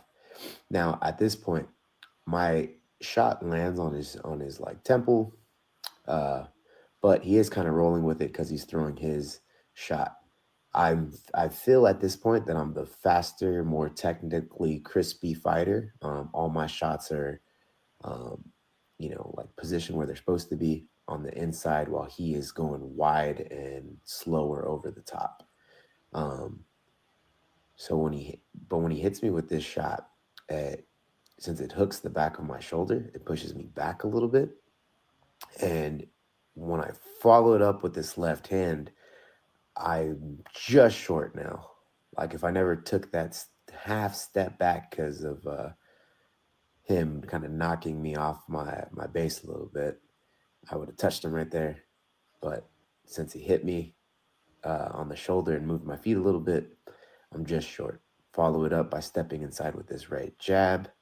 And then he does a great thing by slipping it, right? So I just hit him, like I said, 5 times in a row. And he hadn't even touched me. 1, 2, 3, 4, 5.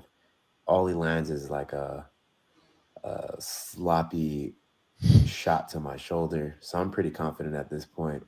And when I miss these next 2, instead of trying to crack him with this left hand, I wanted to make sure I land the next shot that I'm going to throw. So I feint the left hand, setting up this right hook. And that's the problem right there. Bink, I get hit first. We both go right hook for right hook. I go feint right hook. He's going directly into his right hook, and his lands first. Sometimes you get hit right in the chin. That's all it takes. I think this one in particular, too, I was so focused on landing my shot. I was looking right at his chin and going like, oh, yep, that's it. That's money. I'm about to land my shot right now. Yeah. And so I didn't even see his right hand come in. You good? All. You good? I was so focused on that. Yeah, he basically said it all. That was good to see, man. It was good to see from his angle. It's tough, man. Like there's a few things that strike out to me straight away. First is like it was 10 seconds into the fight, right? So he's just bum rushing him straight away. Okay, yeah, he's doing it technically. He's rushing him straight away. So I've seen oftentimes in MMA where like if you get hit early into the fight, it can be a lot more devastating than getting hit, let's say 4 or 5 minutes into the fight. We speak about 1 minute chins, right? 60-second chins. I don't know what it is, but it's if you get hit within the first 60 seconds, you feel it a lot more. Maybe you haven't warmed up properly, you haven't got ready to take the shots. You you haven't, and it happens in sparring as well. Sometimes the first punch the guy gets you, yeah, exactly. Julian Erosa, you know, who we'll speak about later. So he's another one. So it's like sometimes you have to be warmed up. So, you know, maybe he did it too early. You know, maybe he should have like warmed up to the fight a little bit more, you know, took a couple. But at the same time, you know, he also landed a couple of his own shots. I feel like he stayed in there a little bit too long. You know, that was quite a long sequence. He threw about 10 punches without really resetting too much. And obviously on the 10th one, he got caught with a much tighter hook. So he felt he was crisper cleaner, but he wasn't, because Bryan Battle, you know, threw that right hook way cleaner than Gabe Green's wide right hook. And yeah, that's all she wrote. But it was good to see it from his point of view. Feel like there's a few things he could have done better, but that's fine. You know, you can't always do things perfectly. But also it's like with Gabe Green, it's like you've been dropped, right, in 3 fights out of your last 3. And now you're going to slug it with him in the pocket, right? His game plan was to fight him in the pocket. That's what he said. I know you don't want to be outranged to someone who's got a much longer range on you, but there might be better ways to get in than throwing in the pocket with someone like Bryan Battle, who's shown very, very good durability throughout his career. You know, he's known for his durability to some degree when you've just coming off 3 drops in your last 3 fights. So maybe not the best game plan, but maybe, you know, on another day, he would have got the knockout. I just feel like he's got pretty big durability disadvantage in that one. So I wouldn't say it was the best game plan. But very interesting. Thanks for sharing that one, Dan. Of course, brother. So yeah. So you asked me my opinion. Listen, man, Camilo has come a long way, man. I mean, like, Camilo got tapped out by a dude, you know, a white dude with dreadlocks. I was like, my weed dealer tapped this guy out. I was like, you know, can I get like a half ounce after the fight or something? Because like, that was embarrassing. But to, you know, Camilo's credit, he was only like 21 at the time, right? He was just a kid.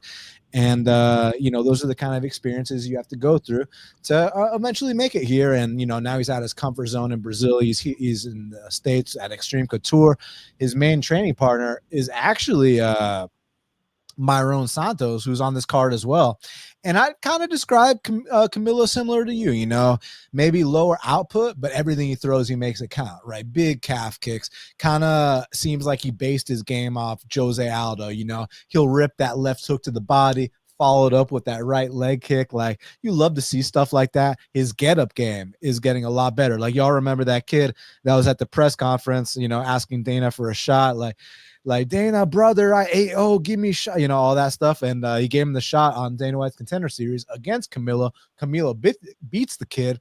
And every time Camilo got taken down, man, like, he'd put his feet on the hips and send Buddy flying, and he'd get right back up. So I feel like he's trending in the right direction.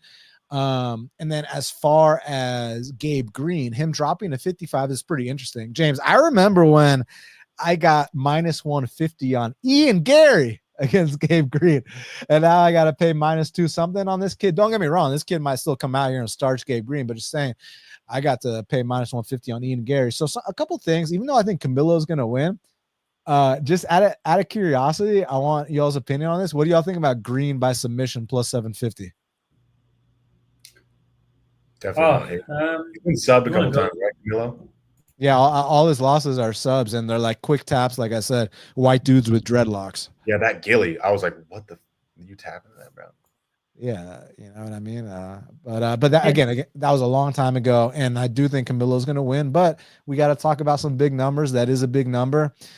Green by unanimous decisions plus 550. Now with Camilo, let's see what he is by knockout. Like, I don't know if he's going to submit Gabe Green. That dude seems kind of tough to, you know, to do that too. Like, some of his scrambles with Phil Rowe were really nice to watch. And Phil Rowe, you know, he's out there, you know, he's a Julian Williams black belt. So I was pretty impressed with Green on the mat there. But Camilo by TKO plus 190. I mean, it doesn't seem like too much meat on the bone. What do y'all kind of think about those couple props I threw out? No, I like the KO one. No.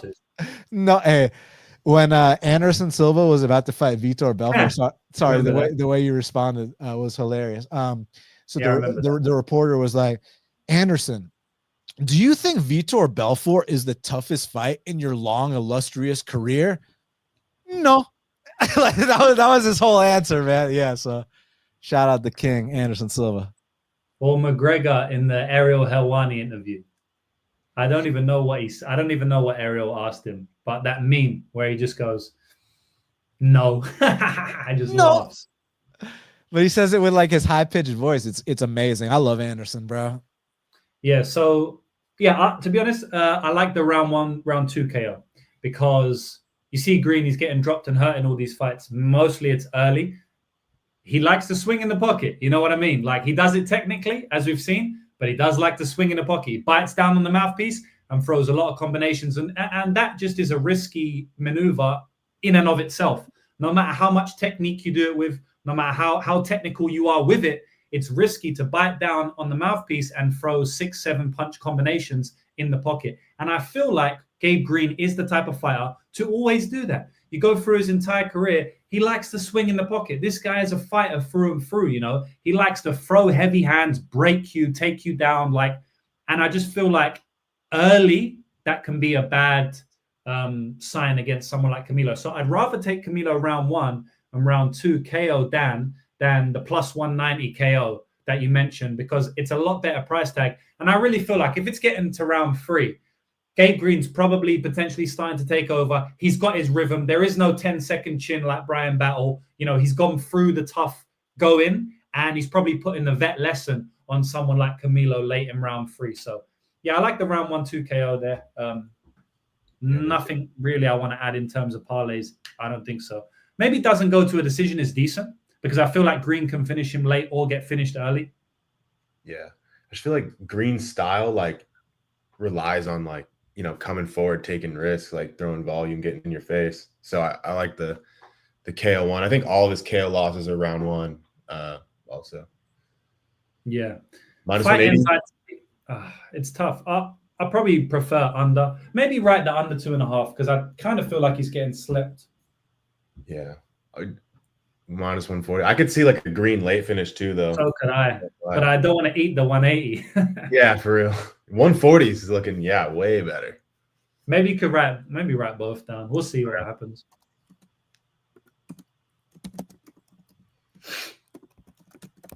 So Dan, just to get it straight, who you're picking in this fight? Pure pick Camilo. Okay.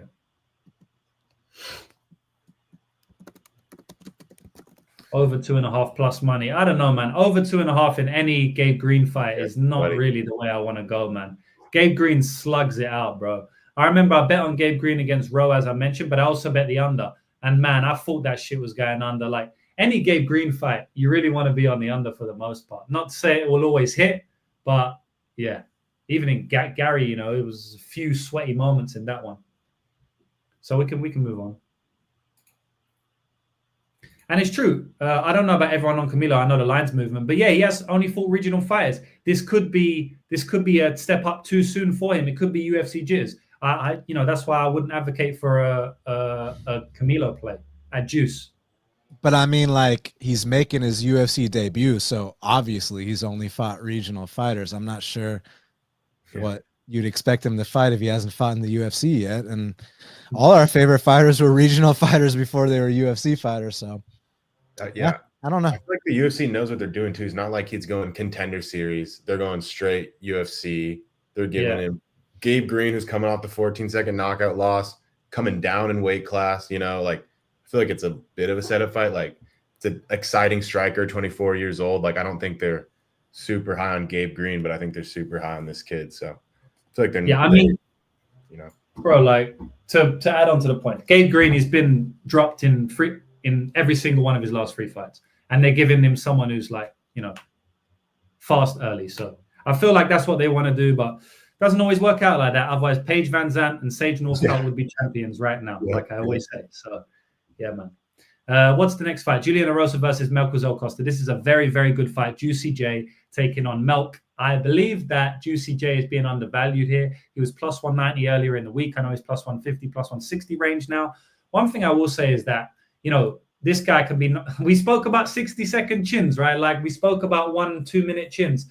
I don't know what it is, but it's an undebatable phenomenon, right? That there's certain fighters, and just fighters in general, that they can be cracked early, but if not, they're going to give you hell. And Julian Erosa is one of those fighters, right? He can get knocked out by anyone. Fernando Padilla and Alex Caceres don't hit particularly hard, but they both knocked out Julian Erosa in round 1. So I think Melk can do it too. You know, I don't think Melk hits very hard either, but I do think he can throw up a head kick and knock out Juicy J in round 1. If he doesn't do that, I feel like Juicy J might work him, man. I feel like he might work him over 15 minutes. I don't think Melk has a great gas tank. I think he's gassed out more than one occasion. I think it could happen here again. I don't really like him over 15 minutes. I think he's had some poor performances in the UFC. I think he's had some decent performances in the UFC as well. I think his fight against Christian Rodriguez was a very, very strange fight that is very unlikely to happen on most iterations. Christian Rodriguez had a balls to the wall game plan where he was going to clinch him up against the fence only, which is very strange. You know, I don't know what it is. I don't know why he did that. Ended up being a 50-50 fight. Christian Rodriguez dominated round 3. Where was that fight, though? In elevation. So Melk gassed out in elevation. I feel like Christian Rodriguez also gassed out there. So it just turned very sloppy and strange. But that doesn't excuse the game plan of Christian just grappling him up against the cage only from round 1. Like, I don't know what he was doing. I think that's a bad game plan. I think it's obviously bad since what happened in the fight. But again, just more weirdness based on it being in Mexico elevation. But I've seen Costa slow down in fights outside of that. So I do feel like, you know, Juicy J has the much better cardio here. Juicy J hasn't been to a round 2 in like 4 or 5 years. You know, all of his recent fights are in round 1. So maybe he comes back here aging. He's getting older now. Maybe his cardio isn't once what it was. But I have to believe that Juicy J comes back, you know, looking like he has always done if the fight gets out around 1. I also think he's extremely live to submit Costa here. Julian Erosa is an elite submission artist, very, very elite. And I think he can submit almost anyone, especially someone like Costa. Like I said, he gives me a little bit gassy, a little bit wilty vibes. And, you know, in his fight against Steve Garcia, looked absolutely scared to fight on the feet. I don't know what was going on in that one. He just had some weird fights, right? Like, I've seen Julian Erosa. Like, I know what it is with Julian. He's going to give you hell. He's going to throw a fuck ton of volume, and he can get hurt. But outside of him getting hurt, he's really going to grapple you, put the pace on you, put the pressure on you, put the volume on you. There's no guesswork. I think Costa, there's a ton of guesswork. I don't know what this guy's upside is over 15 minutes in the featherweight division. I don't know if this guy's a quitter or whether he's just looked bad a couple of times. I don't know whether this guy is a gasser or is just a few times where he's maybe gassed out because of elevation or he hasn't been prepared or a bad game plan or whatever. I don't know whether this guy is going to look like he did on the feet against Steve Garcia, completely shit scared to fight on the feet, or it's just because Steve hits really hard and he knew that. Like, I just don't know. I just don't know with Costa, right? And he was minus 230. You know, I think it's ridiculous. I think there's a lot of hype beating Christian Rodriguez, who took a lot of hype before that fight, who was the favorite. So I think there's a decent amount of hype beating him. And then Andre Fili, who is another big-ish name in the featherweight division. So I'm happy to take the shot on Julian Erosa as an underdog here. I feel like you bet Julian Erosa as an underdog. You don't bet him as a favorite because he can get knocked out in round 1. So if Costa don't knock him out in round 1, I think he's in for a tough time in this one. Yeah, that's my take on the fight. Dan, what do you reckon? Give me Costa round 1 plus 575. Listen, man, Julian Erosa has been knocked the you-know-what out 8 times, 6 of those in the first round. Don't tell me it's 7 times because I remember when Artem Lobov knocked him out on tough. You know what I'm saying? But listen, man, props to Melk because he came into the UFC with a lot of experience, but I had questions about like his fight IQ in certain situations on the regional scene. And also he had to pay dues in the UFC, like a short notice fight against Thiago Moises up a weight class, which by the way, I bet Moises there minus 315 straight. That's how confident I was. But listen, man, I really feel like now Melk is starting to feel comfortable inside the octagon, you know, rattling off all these wins in a row and against, you know, good competition. Like you don't just get past Fili, let alone the first round, unless you're on a certain level. And that last one against Christian Rodriguez, I will give him credit. I mean, Christian Rodriguez spent like 1 or 2 months in Mexico City getting ready for this. Melk got there on like fight week. And okay, so Melk gassed out in round 3 against the cardio machine in Mexico City elevation. That's not something I'm holding against him at all. This is a completely different matchup. I think he comes out here and I think he starches Julian Erosa. Like, guys like Fernando Padilla are doing it, man, I think that a much more experienced guy than that is going to come out here and know the game plan. I know that Melk is known for his kicking game, but when you fight Julian Erosa, if you watch the tape, you know what the game plan is here. You headhunt against Julian Erosa. And almost every single person that Erosa fights hurts him or drops him. But the big thing is you must follow up and finish Erosa when he's hurt, or else you're screwed. Because, I mean, like, look at Charles Jourdain and Sean Woodson and even Nate Landwehr. All these guys dropped Erosa early, but they weren't able to finish the deal. They end up getting finished, you know? So when this guy hurts, when Mel Costa hurts Erosa, he's got to put the finishing touches on it, and that's going to be that. And I think, 30 pro fights under his belt, I think he's experienced enough to come out here and execute the game plan that's been executed 8 times before. Give me Mel Costa first-round knockout. Yeah. Zara, what do you think, bro? I think I'm in the middle of you two. I definitely favor Costa, but I don't know if I favor him this much. I just don't like laying chalk versus Erosa. I definitely like, round 1 KO. I mean, plus 575 is pretty juicy. I haven't ran the math on it, but that sounds pretty good. I just, don't love laying chalk against Erosa. I don't feel like I have a good read. He'll get knocked out by you mentioned it, Lobov, Choi. I mean, I know Choi hits hard, and then I was like, Fernando all right. Padilla. Yeah, Padilla. I mean, he's kind of dangerous, but yeah. And then people like what was his name? The Canadian, he's a black dude, the kickboxer. He knocked Hakeem out. Dawodu. Yeah. I was like, oh, Dawodu's gonna sleep him early, and I think he just outclasses him on the feet, takes him down. So I'm like, all right, I definitely don't have a good read on Erosa. He's a vet.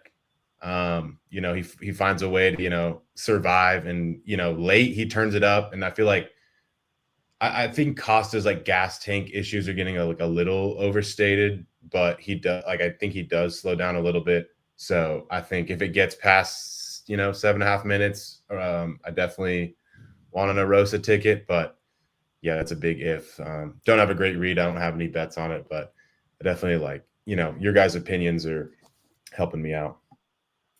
Yeah. It's crazy because Erosa has the best wins and the worst losses in MMA history. He's one of those type of fighters. He got knocked out by Artem Lobov, as you mentioned. That's horrific. In round 1, 1 minute chin. It happened early in that fight. So, it anyone can knock him out. If Artem Lobov is knocking you out, if Teruto Ishihara is knocking you out, I know you guys probably don't remember him because he wasn't in the UFC for long. But I remember him. Uriah Faber product got worked by Artem Lobov. I remember the standing hammer fist. That was an epic one. But yeah, I mean, this guy's getting knocked out by those guys. But guess what he's also doing? He's knocking out Jamal Emmers, finishing him. He's finishing Nate Landwehr. He's finishing Christian Rodriguez. You don't just finish Christian Rodriguez. No one could do it outside of him. Melk had a 50-50 fight with him. Erosa dusted him in 1. It didn't even make it to round 2. Charles Jourdain, Sean Woodson. I mean, these wins are fucking insane. Insane wins I just mentioned. I just mentioned some really, really good fighters. And then you look at his losses and they're really bad fighters. I mean, Artem Lobov is 20-20. Teruto Ishihara is 13-15 or something crazy like that. So I just feel like his record says it all. If this guy's an underdog, you're going to play him. If he's not, you're not going to play him because look at his wins. He can beat anyone, but he can lose to anyone. So that's the way I see the fight going. I'm not confident on who's going to win, but I'm definitely confident on where the value is. I guess we'll see on the weekend, but we won't really see on the weekend because I just feel like anything can happen. If these guys fight 100 times, I don't think Erosa's going to beat him all the time. I don't think Melk's going to beat him all the time. I think it's fucking flip a coin. Roll the dice, and it could be some random shit. I do like your pick of round 1 KO at plus 575 or whatever you said. That's a massive number. I mean, I honestly feel like that's a big portion of his win condition. If he does win, it probably would be, in round 1, some type of head kick or something like that. Caceres did it with a head kick. So I could see that. That's a decent hedge if you want to play Erosa as well. But then you can get cute and maybe it gets finished late like he has done a couple of times. But yeah, it's a great fight, man. I can't wait for this one. For me, can you put down Erosa money line? And for me, put down Costa KO1. And then also, what is the fight doesn't go to a decision? Because I feel like someone's getting finished here. It's about 200. Yeah. Yeah, I kind of like it, to be honest. Maybe Erosa doesn't go to decision at minus 200. Write that one down as well. Bang it in a parlay potentially. That's a good point as well. This Costa kid, he loves to fight. He's been fighting back to back to back to back. And I don't know if it's a positive when he has to cut weight all of these times. How many fights has he had in the? So you said third weight cut in less than 3 months. Yeah, I don't. Yeah, but then how long ago was that Elkins fight? Yeah, they both kind of fought recently, but he's been spamming. Damn, holy. Oh wait, who fought more recently? The Elkins fight or the Christian Rodriguez fight? The Elkins fight, right? C-Rod was March 29th. Yeah. April 12th is crazy. Yeah. Okay, I told you. Well, yeah, he's fought. This is gonna be 3 fights in 3 months. Damn. Yeah, 3 months in 3 months is a lot, especially going 15 minutes with Christian Rodriguez. Yeah. But 1 month turnaround at 35 is pretty tough too. Yeah. I will say that. I mean, not that Erosa and Elkins one. That was sad to watch, but it's like, yeah, he basically hit the heavy bag. You know what I mean? Yeah. Like the only thing you take away from that is he cut the weight. Yeah, it's just the cut. Yeah. Well, yeah, and like Costa went 3 like hard rounds. How was he not injured? Like that was a pretty tough fight. Yeah, weird one. It's basically just scrambling, grappling. But yeah, what we got next? Ruzi versus Dustin Stoltzfus. I'm going to go quickly on this one. Then I'm going to go quickly take a piss, and then I'll be back. So I won't take a piss during this one because it could be over early. I think Ruzi has all the skills to crack Dustin Stoltzfus early, but I think Dustin Stoltzfus has some skills to take Ruzi down late. I really think Ruzi is going to win this fight. I actually picked Dustin Stoltzfus on my first breakdown earlier in the week, and now I'm completely flip-flopping and picking Sultan Ruzi. So it's because I watched more tapes, because I thought about him more, and I went back and watched the Buckley fight again. And I actually feel like Ruzi looked decent in the Buckley fight throughout all 3 rounds. You know, I don't think he looked terrible in round 2 or round 3. I just feel like Buckley's way better fighter than him, higher level fighter, potentially fighting the top 5 to top 10 in the division. And I mean, if he gets one win over a fighter up there, he's going to be in the. I mean, if he knocks out Kamaru Usman, you're talking about Buckley for a potential title shot, right? And Ruzi lasted to a decision with him, and he actually fought pretty well in that fight. You know, he's been taken down multiple times in the fight. Early in round 1, he's throwing up triangles, he's throwing up arm bars. He's not making it easy for Buckley. He's also timing his knees very well, but Buckley just ate them. He crowded the kicker, he crowded the knee, and I don't think Dustin Stoltzfus is explosive enough at all to close distance fast enough to not get caught. So the reason Buckley didn't get caught in a lot of those exchanges is because, first of all, he moves a lot, right? So it's hard to just land your shots on him. But then second of all, when he did shoot, Ruzi was trying to time knees, but Buckley's so fucking fast, the guy's at you, like before you can even throw the knee, he's on your legs, he's taking you down. I think if Dustin Stoltzfus shoots, which he needs to do, otherwise he's getting knocked out on the feet, in my opinion. If he does shoot, right, his shot is going to take ages. Like Buckley's shot is going to take a second to get to your hips. Stoltzfus is going to take like 3.5 seconds. Like, yeah, I'm going to take you down. Like, he's way slower. And I think that, you know, slight margin change will mean that Ruzi is going to be able to land the knee up the middle. I see this fight ending via KO. Ruzi, I think he lands a knee up the middle or an uppercut up the middle on a Dustin Stoltzfus takedown or a feint takedown or something like that. Or maybe Ruzi feints the straight, comes with an uppercut, whatever it may be. I think something up the middle is going to land on Dustin Stoltzfus. That's just my prediction outright, okay? Obviously, there's other iterations of the fight. Dustin Stoltzfus could get the takedowns, start working from top position, but he gasses out himself, you know? And I don't think Ruzi is as big of a gasser as maybe we thought he was. Now, you know, that we can speak about the weight class here. So, you know, that's something probably worth speaking about. I don't really know how that's going to affect the fight. I'd like to hear your guys' take on this one. I'm going to go for a pee. I'm going to leave this on very, very loud so I can hear you from the other room, Dan, because I'm interested in your take. Please take it away. I won't be long. Yes, sir. Ruziboyev's right hand is absolutely disgusting, man. The reactions he gets when he hits these guys, it's like that scene in Rush Hour. Like, Which one of y'all hit me with that, man? Like, and he's 6'5", and also I want to say this because I know he dropped the 70s for the Buckley fight. And going back and watching that fight, even though I had it, I think 30-27 Buckley, I don't think he looked as bad as I remembered. And there are a lot of moments in that fight where, like, if he wasn't fighting like a top 5 contender, he would have put the dude out, you know. And moving back up to middleweight, I actually liked like the size he put back on that last fight against that newcomer, and he looked like a problem there. And also Ruziboyev is training with, you know, Sean Brady and Pfeiffer and all those guys, so he's getting the proper looks. It's like when we criticize his grappling, I'm not coming out here saying that this guy's like getting like, you know, subbed every fight. You know, back in the day he got subbed a lot, but I'm saying recently that's not the case. It's more so he can get taken down and kind of grind it a little bit. And with Stoltzfus, every single fight he's in is super chaotic, man. Like win, lose, or draw, like you're going to be on the edge of your seat for the most part.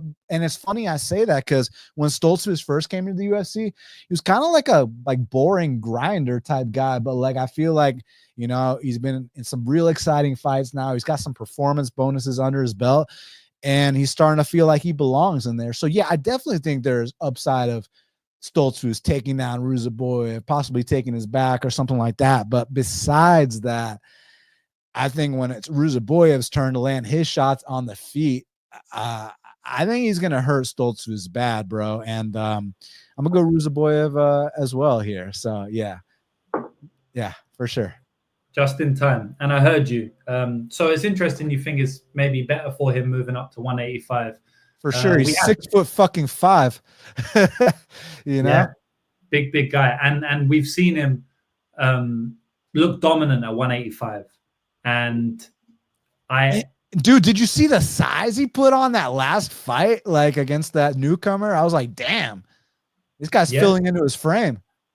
And that knockout was beautiful. If you go back and watch that knockout and you see the way he feinted into the knockout blow, it was fucking high level, man. And you know, I hear Ruziboyev getting like kind of disrespected since he came into the UFC.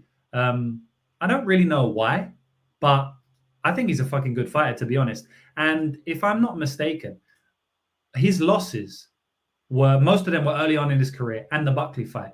And if you go back and look at what the common denominator in all of them is that they was at 170 pounds, right? So when he's moved up to 185 pounds, he's looked fucking good and he's winning all these fights. All these fights that he lost earlier in his career are at 185. Since he moved up to middleweight, which was way before the UFC, many years before the UFC, he's winning all the fights, right? So I guess he just got older. He's 6'5", like you said. He's like, fuck this, I ain't making welterweight again, even though he did against Buckley, which is kind of crazy after being at middleweight for all of those years. And he made weight in that one. He actually came in underweight in that one. He's dominating these middleweight fights. So he could be a good fighter at middleweight division, man. Yeah, no doubt about it. And like I said, while you were gone, you know, now that he's training with Sean Brady, getting out of his comfort zone, really trying to patch up all areas of his game. I mean, if that last performance was any indication, let's see how he does Saturday night. And man, you could be looking at big time momentum if he performs how we think he might. Yeah. So can you tell me the price for the KO? It's like minus 175. It's not worth it. Yeah, that's there's some cheaper ones. No, I mean 120, 130. Oh shit! Do I need to refresh my shit, or did I look at the wrong thing? Hold on. I think there's been some Stoltzfus steam. It was like 260 earlier. Oh, sorry, minus 145. I apologize. Yeah. This is actually getting better. You know, I know a lot of people they wouldn't. You know, they say you can't lay chalk on a prop, all of that type of stuff. But yeah, I mean, I don't mind these minus 120s, minus 130s that I'm looking at. Because I do think like it can come in any round. I know that Ruziboyev KO1 is like the most likely because he's way more dangerous in that round. Most of his knockouts have been in that round. Dustin Stoltzfus, if you're catching him, you're probably catching him early, like all of this type of stuff, right? Unless he gasses out.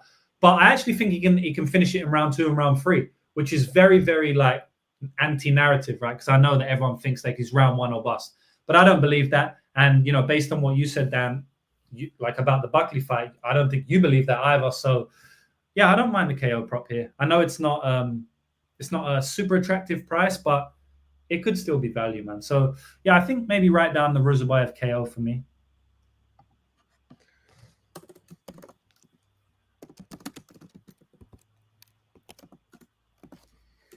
think it's 130. The one thing I saw that was kind of crazy was Stoltz's decision at like 700. Like, Yeah, that's mad. I hit it at 750. Like, I don't know why they're so sure that like if Stoltz's winning, it's like a finish. Like, he like has sneaky physicality in wrestling. Like, I feel like it'd be like a top time decision. Like, Ruzi Boyev moving up in weight, he struggled with the physicality of Buckley, and like people sleep on Stoltz's. Like, he's probably gonna get knocked out. He's super reckless on the feet, but he can take you down and like has some sneaky physicality. So I think that's a sneaky play, but obviously I favor Ruzi Boyev KO early. Yeah, I mean the fight ends inside distance is -400, and then you want to make Ruzi Boyev KO -130. Yeah, like there's some stuff not adding up. No, like surely the 80% of the fight ends inside distance is Ruzi Boyev KO, I would say. So 80% of -400, 80% of 80%, like it's -170 or some shit off the top of my head. Like it shouldn't be that low. So I don't mind that one. I don't think Ruzi Boyev has been stopped. I think he got stopped early on, maybe like 5-6 years ago. But he's got like 7-8 losses, and I think like 6 out of 8 are all by decision. So this guy is tough. Dude. So like he's off the top of my head, I think he's 13-1 to the knockout, 20-1 to the sub, but 2-7 to the decision. That's off the top of my head. Am I correct? I mean, that's crazy. 20-1 to the sub is nuts. Yeah, that's mad. What's he to the KO? I said, what did I say? 13-1. Dude, you're dialed. Fuck yeah, let's go, baby. You're dialed, bro. Yeah, so 2 losses ITD, and those were earlier on in his career. Yeah, I bet those were hell long ago. Well, there was minimum. I think one was in 2019. I don't know what the other. I can't remember. I remember seeing. Yeah, Kimura in 2016. Oh, okay. Where's the other one? Maybe I saw 6 and 9. I mean, that's like 10 years ago, though. Yeah, that's irrelevant. Yeah, and he got knocked out 2014. It's not like Stoltz is some crazy finisher. Like, I don't get why Stoltz's ITD is like way lower than his decision. Like, that makes no sense. He gets kind of tired as well, Stoltz himself. Yeah, that's why I agree with I agree with just the KO. Like, Stoltz could, make it, clinch him up, grapple in round 1, gas out, and he gets knocked out. Like, I definitely favor KO 1, but I'd rather just take the KO prop if you're going to go with that side. I just don't love like land chalk on it, but it's the most likely outcome by far. Yeah, I understand. And like he's 20-1 by the submission, so we've got to see a submission at some point in time. Yeah, right? That's crazy. 20 subs. Yeah. Kimura merchant. But, we can move on, man. I think for me, the Ruzi KO is the only thing I like. Did you want anything intriguing you, Dan? Nah, but for the next fight, yes. Cool. All right. You care if I write down that decision? Yeah, bro. Like anything you want. How do you spell his name? All right, Dustin. Yeah, I don't know. Call me crazy. I think that's at least like a 15% outcome. I don't know. Yeah. So, all right, Sadiq Yusuff versus Myron Santos. I went back and forth on this a little bit. I ended up picking Myron Santos via KO. It's a big step up in competition. It's at 155, which brings some inherent volatility. Might help Sadiq's chin. But when you watch Sadiq Yusuff's tape, man, the guy is solid, good physical athlete, but he gets hurt in every single fight. Every single fight he competes in, he gets hurt and wobbled, right? It doesn't matter if he's fighting a fighter who hits hard or a fighter who doesn't necessarily hit that hard. He's just getting dropped all over the place by every single person ever, and it's like, fuck, man, like, at some point, it's going to catch up to you, and it did against Diego Lopez. I will say, though, Sadiq's recoverability is some of the best I've seen in the entire UFC. I mean, he got dropped heavy by Diego Lopez, right, by an uppercut early in the fight, and he got straight back up to his feet. It's like, yeah, all right, I'm good now. People ain't getting up against Diego Lopez unless you're named Alexander the Great Volkanovski. Like, people ain't really getting up against Diego, but he did get up, and he was fine. He was back in the He's back in the fight. Then he got dropped again, right? Because Diego Lopez is just a nutter, and he did not let him off the hook. And guess what? He got dropped again. He's like, oh, yeah, okay, we're on the floor now, but I'm still not knocked out. Like, the guy has crazy recoverability. Diego Lopez had to take his back, put both hooks in, stretch him flat, and then TKO him from the ground. He wasn't unconscious. This was a mercy stoppage from the ref because he had already been dropped twice, and it was just bad optics for Sadiq Yusuff.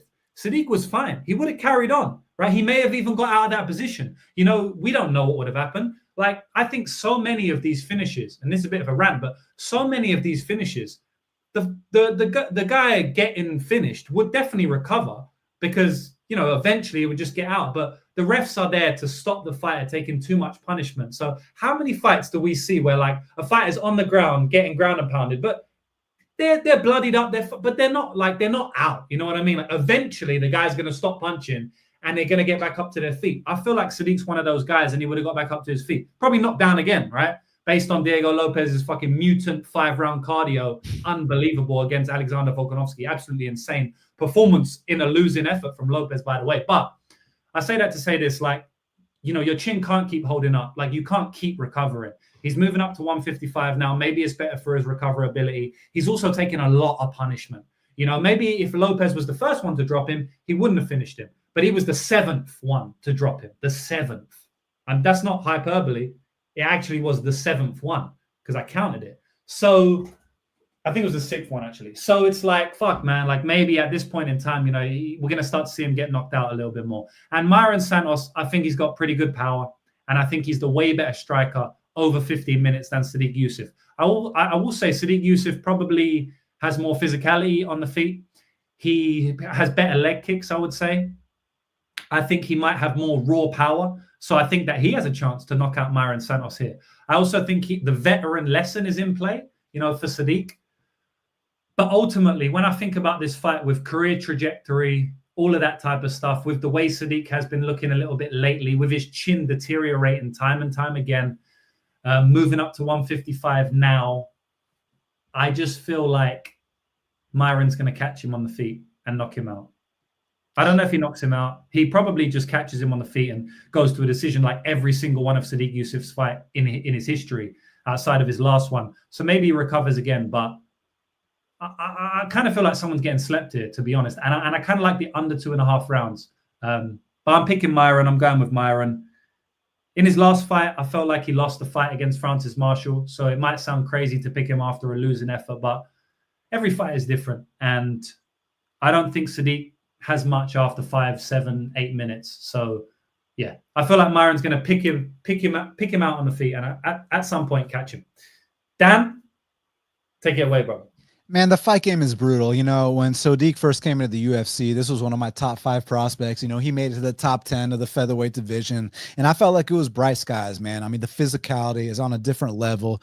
He's like a marauder just going out there without a care in the world, swinging big bombs, nasty calf kicks. You take him down, he's popping right back up. And I felt like this guy was like on a trajectory to the top of the division, man. And unfortunately, he's just been riddled with so many injuries. Like, and when I say injuries, I'm not like saying, oh, like his pinky hurts. No, I'm saying like this dude like has like a spinal injury to the point where he's holding off the back surgery, as in there's a back surgery on the table. He still needs to get that back surgery. And I know firsthand of, you know, I trained jiu-jitsu. I'm a purple belt. I know that, like, you know, a little lower back pain here and there. And like, that's enough for me to be like, fuck, like this is miserable. Imagine what it's like when you have a legitimate spinal issue and like your discs are compressing and, you know, and then the guy, he got those long COVID symptoms. I'm not talking about he got, you know, a little cold and recovered. I'm saying he's one of the rare few people that when they got sick with that, they get the long symptoms, kind of like Hamzat had, where he was like puking blood and shit. You know what I'm saying? Like, so Deke's been riddled with injuries. And if you go back and you listen to my breakdown on UFC 300, I had a different guest for every single fight on that card. You know, I had my boy James Blissett, Lucrative MMA, for the Max Holloway versus Justin Gaethje fight, where he expertly gave out an underdog bet on Max Holloway against Justin Gaethje on my show. Thank you very much, my boy James. But my other boy James, former UFC fighter James Vick, who's a former training partner of Sodiq Yusuff. I had him on for the Sodiq versus Diego breakdown, specifically because he's got the inside info on Sodiq. So already over a year ago, Vic was saying, because I was talking about like, bro, what happened in that Barboza fight? Round 1, Sodiq looks like the best fighter on planet Earth. And then what happened in rounds 2, 3, 4, and 5? And like, you'll hear the corner of Sodiq. And like between rounds 3 and 4, between rounds 4 and 5, they're not even giving out technical advice anymore. They're desperate. They're saying stuff like, dude, you're super Sodiq. Like what's going on? Like, it's not like, fight behind your jab, set up this, set up that. No, it's you're super Sodiq. And it kind of reminds me of the second fight between Frankie Edgar and BJ Penn at UFC 118 in Boston, where, the first time they fought at UFC 112 in Abu Dhabi was this close fight that could have gone either way. They gave it to Frankie, but BJ was, a fucking 2-division champ and a UFC legend. So they had to do the rematch. They do the rematch in Boston, and there was nothing close about it. Frankie goes out there and gives him a tour of the octagon. And it reminds me of that Sodiq fight, because in between rounds, I think it was between the 3rd and 4th, 4th and 5th, Jason Perillo, the coach of BJ Penn, all the technical advice is out the window. He's like, I'll never forget this. And I hope I don't get James in trouble here, but he was like, go get that little cocksucker. Like that was the advice they were giving him between rounds. You know what I'm saying? So what I'm trying to say here is I think there's desperation behind Sodiq. I think he's been riddled with injuries. And the reason I brought up James Vick was because on that 300 breakdown, I asked him what happened in the Barboza fight. And he said, dude, Sodiq's been dealing with ridiculous back and spinal injuries and just isn't the same guy anymore, in so many words. And you fast forward to this week's media day interview. Have y'all heard it by chance? Have y'all heard Sodiq Yusuff's media day interview? I know not to put too much stock into interviews, but this is one of those alarming ones. Again, people will say, oh, I'm in the best shape of my life, had the best training camp of my life, blah, blah, blah. I don't give a fuck about any of that. But there's been 2 interviews in my betting career where they've really made me feel a certain way. Number 1 was when Louis Smolka was about to fight Mateus Nicolau. And I was already on Mateus Nicolau there, but Louis Smolka did an interview with Frank Trigg, and he was talking about how like he's going to bed drunk, he's waking up and drinking. And I'm like, oh, so I'm not just going to bet Mateus Nicolau here. I'm going to max bet Mateus Nicolau here. And I already liked Myron Santos against Sodiq because of Sodiq's current form. But after hearing Sodiq being like, yeah, we put off the back surgery, and I'm like, yeah, fuck that. I'm going in on Myron. But now let's talk about how they match up stylistically. And for everyone in the chat, I apologize that I'm going on forever. I know I'm talking, but I hope that I'm making good points here. But listen, as far as this is one, I'll actually give you a real fight prediction. I'm not talking about just picking the winner or whatnot. This is how I think this fight is going to go down, gentlemen. I think that Sodiq Yusuff is going to come out here and sell out for that first round knockout. I think he's going to come out here on a Cody Garbrandt suicide mission like he did against Pedro Munoz. Kill or be killed. Sodiq Yusuff is going to come out here, and if he does not knock Myron Santos, the you-know-what out in the first couple minutes, I do not think that he's going to be able to go 3 rounds hard anymore. And also another reason I think that is if you hear his interview, he was talking, they were like, how do you think you're going to win this fight? And he was like, I actually see paths where I can win this very, very early. That tells me he's coming out here to sell out for that KO. And if he gets it, congrats. But if he doesn't get it, I think that Myron Santos is a very educated striker, especially for only being 24 years old. He's got some special striking qualities to him. And as he starts to mature and get that confidence and know that he belongs in here, I think it's bright skies for him. But back to how I see it going down. The marauding style of Yusuff, he's going to go forward, try to land some big shots and get Myron out of there early. I think Myron's going to have some sharp counters waiting for him and either knock out Sodiq or go ahead and pick him apart the remainder of that fight. I'm going Myron Santos to get the biggest win of his career against someone who I really admire in Sodiq Yusuff. And you can bring up the Francis Marshall fight all you want, but what the hell does that have to do with this? Francis and Sodiq fight nothing alike. Francis is young and hungry. Sodiq, I think, is a fight or 2 away from retirement. The fight game is brutal. Give me Myron Santos here. And for my boy Czar, write these 2 down for me. Write down Yusuff KO 1 plus 1,400 and write down Santos KO plus 375, please. And for the record, I did bet Myron Santos money line straight at -135. But for the purposes of this show, let's go crazy. We can write that one down as well because I like that one. Maybe I'll pussy out a little bit, but I like Myron Santos money line still. Like I said, Sadiq, amazing recoverability. So I actually do think someone's getting slept, as I said, and I think it's going to be Sadiq, but I'm going to give him some respect and potentially just go a little bit easy on some of these parlays and put Santos in. So, yeah, one thing I'll mention as well is that Myron Santos, he got cracked in that Francis Marshall fight at the end of the first round, right? And he recovered amazing. Like, he recovered extremely well, instantly on a single leg and almost got a takedown, right? So that shows me a lot because that was a huge shot. He took it on the chin and instantly recovered, instantly into a takedown. Once the round was ended, he was on wobbly legs. He walks back to his corner with the biggest smile on his face you've ever seen. And look, man, it's not like we take too much away from it. What it does tell me is that he's a real fighter. He likes to be in there. He doesn't mind getting cracked on the chin. And he can come back and win the next 2 rounds on the judges' scorecards, right? Maybe not on the world scorecards, but the judges' scorecards. And it was very close round 2 and round 3 as well. He can come back and win those rounds after being put on his ass in the first round. So, you know, I feel like the guy is mentally is very, very in there and wants to be in there.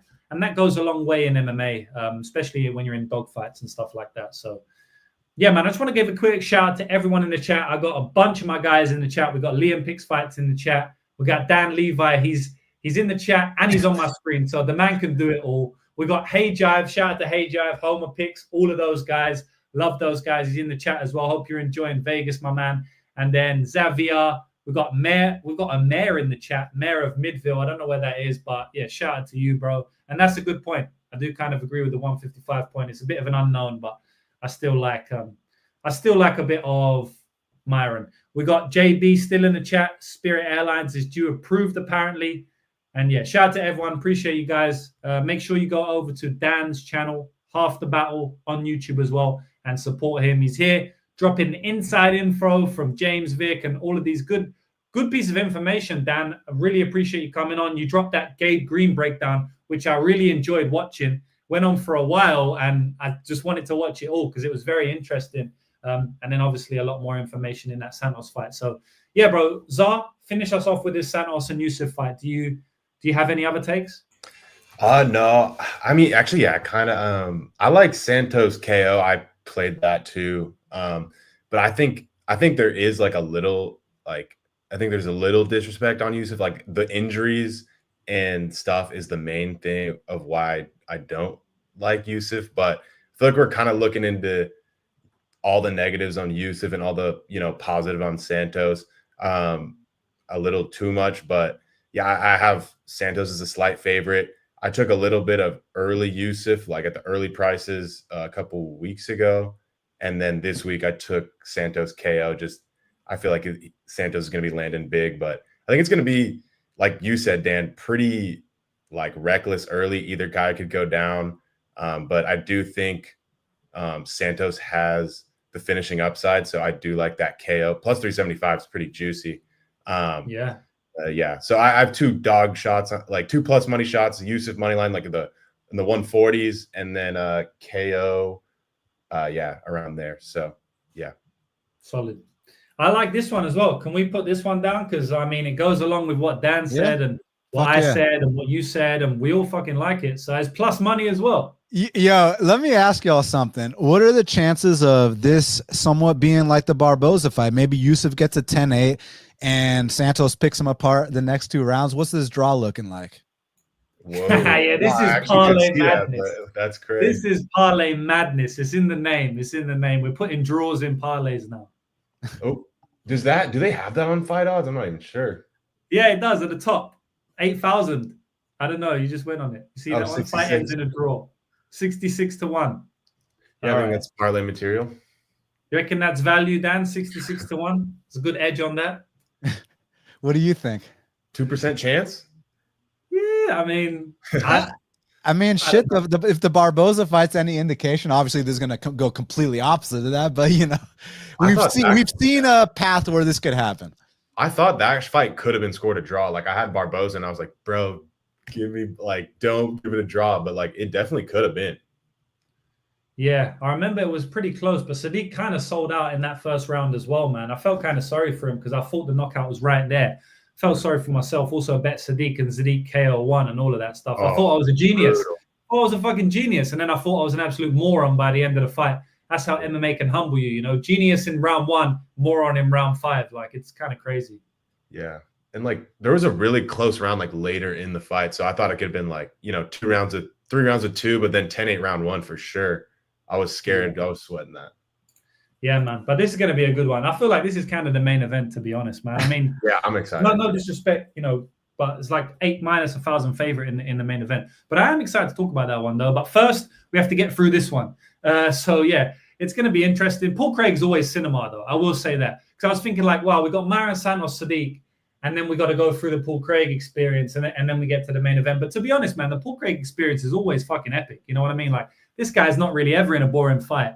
I feel like he's outmatched in this one. You know, I feel like Rodolfo Bellato is just going to kind of go through him, to be honest. I think Bellato is way too big, physical, and strong for Paul Craig. Moving back up to light heavyweight now, you know, like the guy moved down to middleweight, did all right in one fight, and then just got demolished in the next 3. So it's like, okay, maybe middleweight isn't for me. Maybe I just fought a complete gasser in Andre Muniz. And then, you know, he's moved up to light heavyweight now. I don't think this guy is much of a light heavyweight, although he probably has performed better there than in the middleweight division. I also don't think this guy has like an impenetrable guard, you know, because I've seen his guard passed. I've seen him smash from top position. I've seen him almost finished from top position by guys who you wouldn't expect to be jiu-jitsu savants like Volkan Ozdemir. So, yeah, I think his guard is good and tricky, but I do think it can be broken. I do think it can be passed. And I do think you can smash him from top position and finish him from even in the guard. Volkan Ozdemir was smashing him from inside of the guard. So, yeah, I mean, I think Bellato can do the same. I think Bellato is also the type of guy to get triangled. Like, he's literally the archetype of who would be triangled, but I can't pick it. I honestly feel like Paul Craig is triangle or bust, which is insane. I mean, like, I actually believe the words that are coming out to my mouth when I'm saying he is triangle or bust. Like, how can that be a real thing in MMA? In the UFC, at the highest level, if he doesn't triangle him, he cannot win. And, I mean, maybe can, like, land a head kick or something. Like, he does throw some front kicks and shit, but I don't know, man. It seems like triangle or bust to me, you know, or maybe armbar triangle or bust to me. I'll give him that one extra move. Shout out to Jamal Hill, but that was a TKO, which is insane. And he never tapped. He never tapped. Yeah, I guess so, man. Yeah. No, there's no guess so. He never tapped. And I mean, I guess so that it has to be a TKO. But oh, like, yeah. I got you. I could imagine that, you know, if you had the submission there, like, fuck, bro, you must be going insane. But yeah, no, thinking about it, technically, you can't call it a submission, right? Could you call it a technical submission? I mean, actually, it is meant to be a technical submission if the referee breaks it up from a submission, even though the fighters don't tap, right? Yeah, but so what happened here was he didn't stop it because of the arm. He stopped it because I think Craig was doing kind of like when Anderson fought Travis Lutter off his back, just bop, bop, bop, you know, all that. So that's the TKO. Yeah, that's a ridiculous TKO, by the way. Like, you need to let it go a little bit. He must have seen the arm flopping about and been like, okay, I need to stop it. Because the TKO, I mean, like, Jamal was all right from that, but his arm definitely wasn't. But man, Jamal tried to hit him with his broken arm. Like, yeah, you can't teach that heart. Jamal has literally the insane heart of a lion to not tap from his arm was flopping about. Like, I've almost never seen that in MMA. That's one level above the Mokaev knee bar. You know what I mean? Like, not tapping from a broken arm. Like, Mokaev was kind of half getting broken ligament. This guy's bone was snapped. Like, that's insane, man. But yeah, I mean, going back to this one, I feel like he needs that against Bellato, otherwise he's going to get knocked out. I think Bellato is actually pretty good in technically. He just kind of bad fight IQ, makes some bad decisions, and extremely hittable. But none of that really lends itself into Paul Craig winning unless he goes down into his guard. And I still feel like his jiu-jitsu is good enough to potentially stay safe in the guard. I think Bellato is going to knock him out in this fight. I don't know if it's round 1 or round 2 or round 3, though. Dan, what do you reckon, bro? So, correct me if I'm wrong. Isn't Bellato a Nogueira black belt? I'm not sure if he's black belt under Nogueira, to be honest. I don't know. Like, hey, someone in the chat, go to Bellato's Instagram and check if there's any evidence that he might be a Nogueira black belt, because I'm pretty damn sure I heard that. And if that's the case, I have a hard time seeing him get submitted here. And obviously, I know there's a very valid point that in that last fight against Jimmy Crute, that he body locked takedown and pulled him into full mount, but he also did survive against Jimmy Crute, who subbed Paul Craig, MMA math, whatever. But I'm just saying he can survive bad spots. But I also want to say that maybe he's not going to have the urgency to shoot on Paul Craig like he did on like with Jimmy, because Jimmy actually has like one punch knockout power. Like Jimmy can actually strike. And we know that Bellato, he's got 2 knockout losses, both to Vitor Petrino. He got hurt by Ihor. He got hurt by Jimmy. So we know his chin ain't the best. Maybe that's why he tried to shoot on Jimmy. But that being said, is he going to come out here and try to shoot on Paul? I'm not sure. I think he's going to try to sprawl and brawl, just keep the standing. A lot of calf kicks is what I expect from Bellato. Eventually, start to, take that base out from under him, then go upstairs. And I'm going to say a left hook knockout by Bellato. Yeah, nice. So he learns from the Vitor Petrino one where he got knocked out by a left hook, and he uses it on himself. He uses it himself. Yeah, but shout out Paul Craig. Beat the current UFC champ Magomed Ankalaev by finish. Beat the former champ Jamal by finish. Beat top 5 contender Nikita Krylov by finish. Beat current top 15 heavyweight Kennedy Nzechukwu by finish. So even though Paul Craig, like I talk about often, you got to give me a damn good reason to pick someone born before 1990, fighting someone born after 1990. My boy Paul Craig, born in 87, Bellato born in 96. I need a damn good reason. I just feel like Paul Craig's kind of at the end of, lost 4 of his last 5, my man. And I think it's over, but yeah, but I'm always a fan and will always respect his past accomplishments, because like for such a limited skill set, not limited on the map, but just limited in terms of like being a well-rounded mixed martial artist, to get those kind of wins on your resume, ultimate respect. And all 4 of those wins were from the triangle position, which is fucking insane. All of those got caught in the triangle. It's like the only other fighter I can think of as a specialist like that is Ronda Rousey. And maybe there's others, but not at the high level, and that is high level because the 4 fighters you mentioned are all high level. So Zar, take us away, man. Like, what do you think about this? And before he chimes in, last comment, Buddy confirmed that Bellato trains with Team Nogueira. So we got that confirmation. Now we just need to confirm that he's a black belt under the Nogueiras. Yeah, I don't know. Craig, like you said, like it's pretty close to triangle or bust. Like he doesn't have the power like Crute does, or like anything like that. Bellato, like this is like a perfect style for him, honestly. Like he doesn't have to shoot takedowns, but even if he does, he probably can sit on like, top time, ground and pound. On the feet, probably overwhelms him, probably gets the knockout. I don't love like the KO prop. What is the KO prop at? I looked at it earlier this week, and I think it's like pretty close to accurate, and I think it happens. I think it's by far the most accurate or most likely outcome. I was at like 170. Yeah, I think it was a little bit better earlier in the week, but I think maybe if there's like a crazy Craig ITD, like maybe plus 600, but other than that, it's a pass fight for me. Like it sucks because Craig's like a kind of a legend, meme legend, but I think he's probably cooked here. Yeah, I don't know whether it's going to go under or over as well, because Bellato could be a little bit smarter on the feet. And, at the end of the day, man, Kai Bahayo is a pretty good sniper on the feet. And he took round 2 to get to Paul Craig. And a couple of other fighters have taken to round 2. But then you've got some other lower level fighters who have killed him in round 1. So maybe right down to under 1.5 there, just for a leg, just in case I want to use it. I don't know if I will, but yeah, we'll see. Damn, yeah. And maybe calling for Hijab to come on half the battle. Yeah, definitely support that link up. Hijab will be coming on my Parlay Madness soon. You heard it here first. Nice. We're going to try and see that one up soon. We have spoke about that earlier today. Hopefully that will be good. Matty Betts in the chat. Shout out to Matty, one of the legends of the game in MMA betting. I mean, the guy's going viral. Like, I've never seen anyone make MMA betting content and get like millions of views. It's fucking insane. Look, by far the best content. And I'm saying that as a content creator. Like, I wish I would have that level of content that Matty Betts has. But, Vegas is a special place. I can't wait to get down there and make some good content. But, yeah, shout out to Matty making the cycle parlays. We got my man JB still here. Should have been in. You should have been here, bro. You're in the chat the entire time. You could have been here doing bongs with Dan Levy, but Hey, main event. Get your ass in here, young man. bro, we're here, bro. JB, DM me if you want to pop up on your porch, light a fat one. You know the people would love to see it. So we're putting the pressure on you now. Chat, put the pressure on this motherfucker to come in. But yeah, main event. It's time, bro. You're either coming here or now. So Gilbert Burns versus Michael Morales. I did a show earlier this week, and I said that Gilbert Burns at plus 570 is insane odds. Michael Morales at minus 800 is absolutely insane.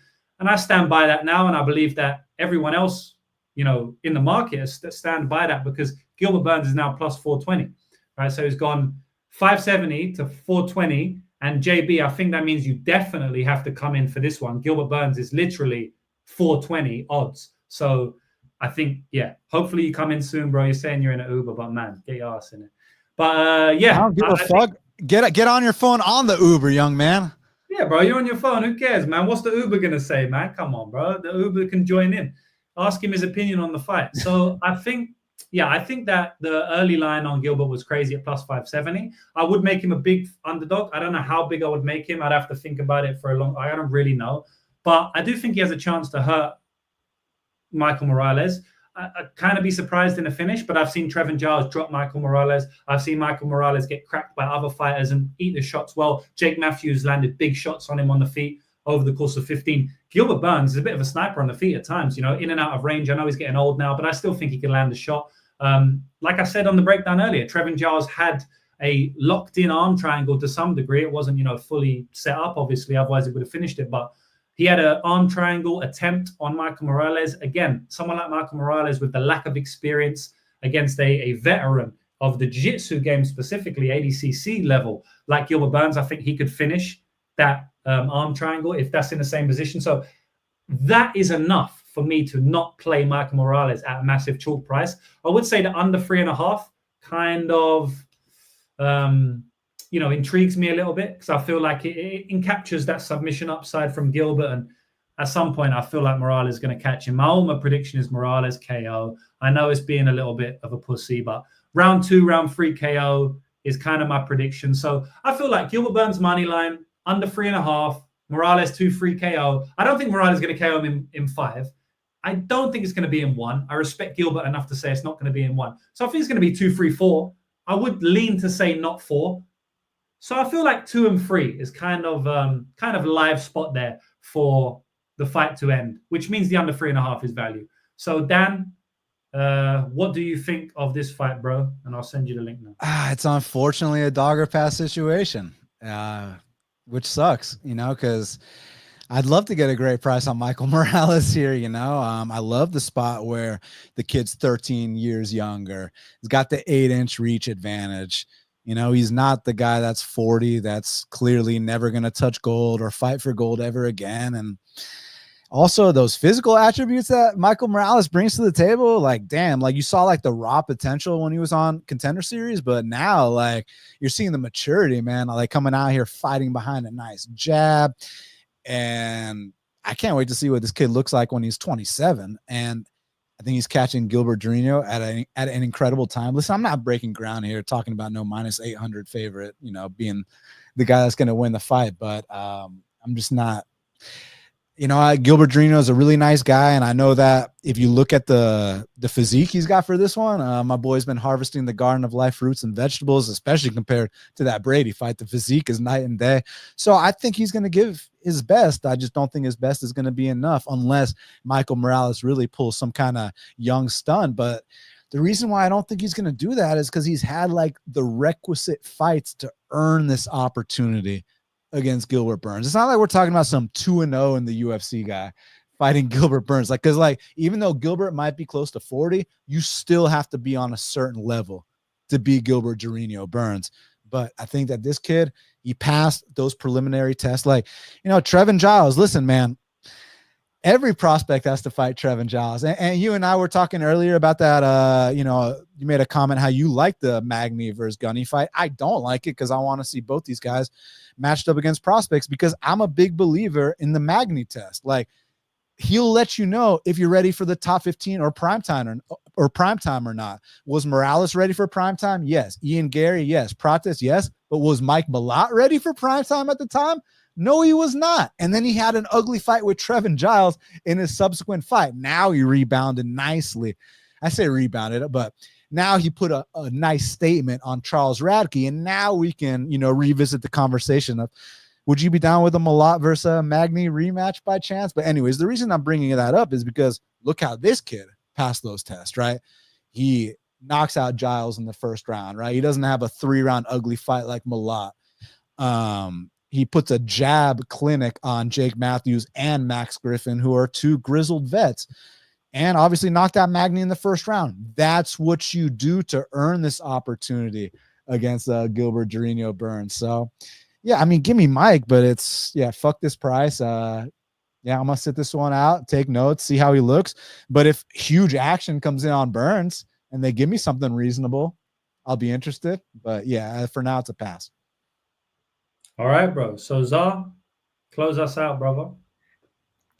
Yeah, I'm on Burns here. I like the price is stupid. I'm not like scared to look, I'm not scared to look dumb. Like it's like minus 300, minus 400. He gets finished here, and like I'm fine with that. Like the early prices were crazy. I think I have like a half unit on him. I think the average price is like the high 500s, around 600. I just think it's like, he has a 15-20% chance. Like I'm leaning closer to 20%.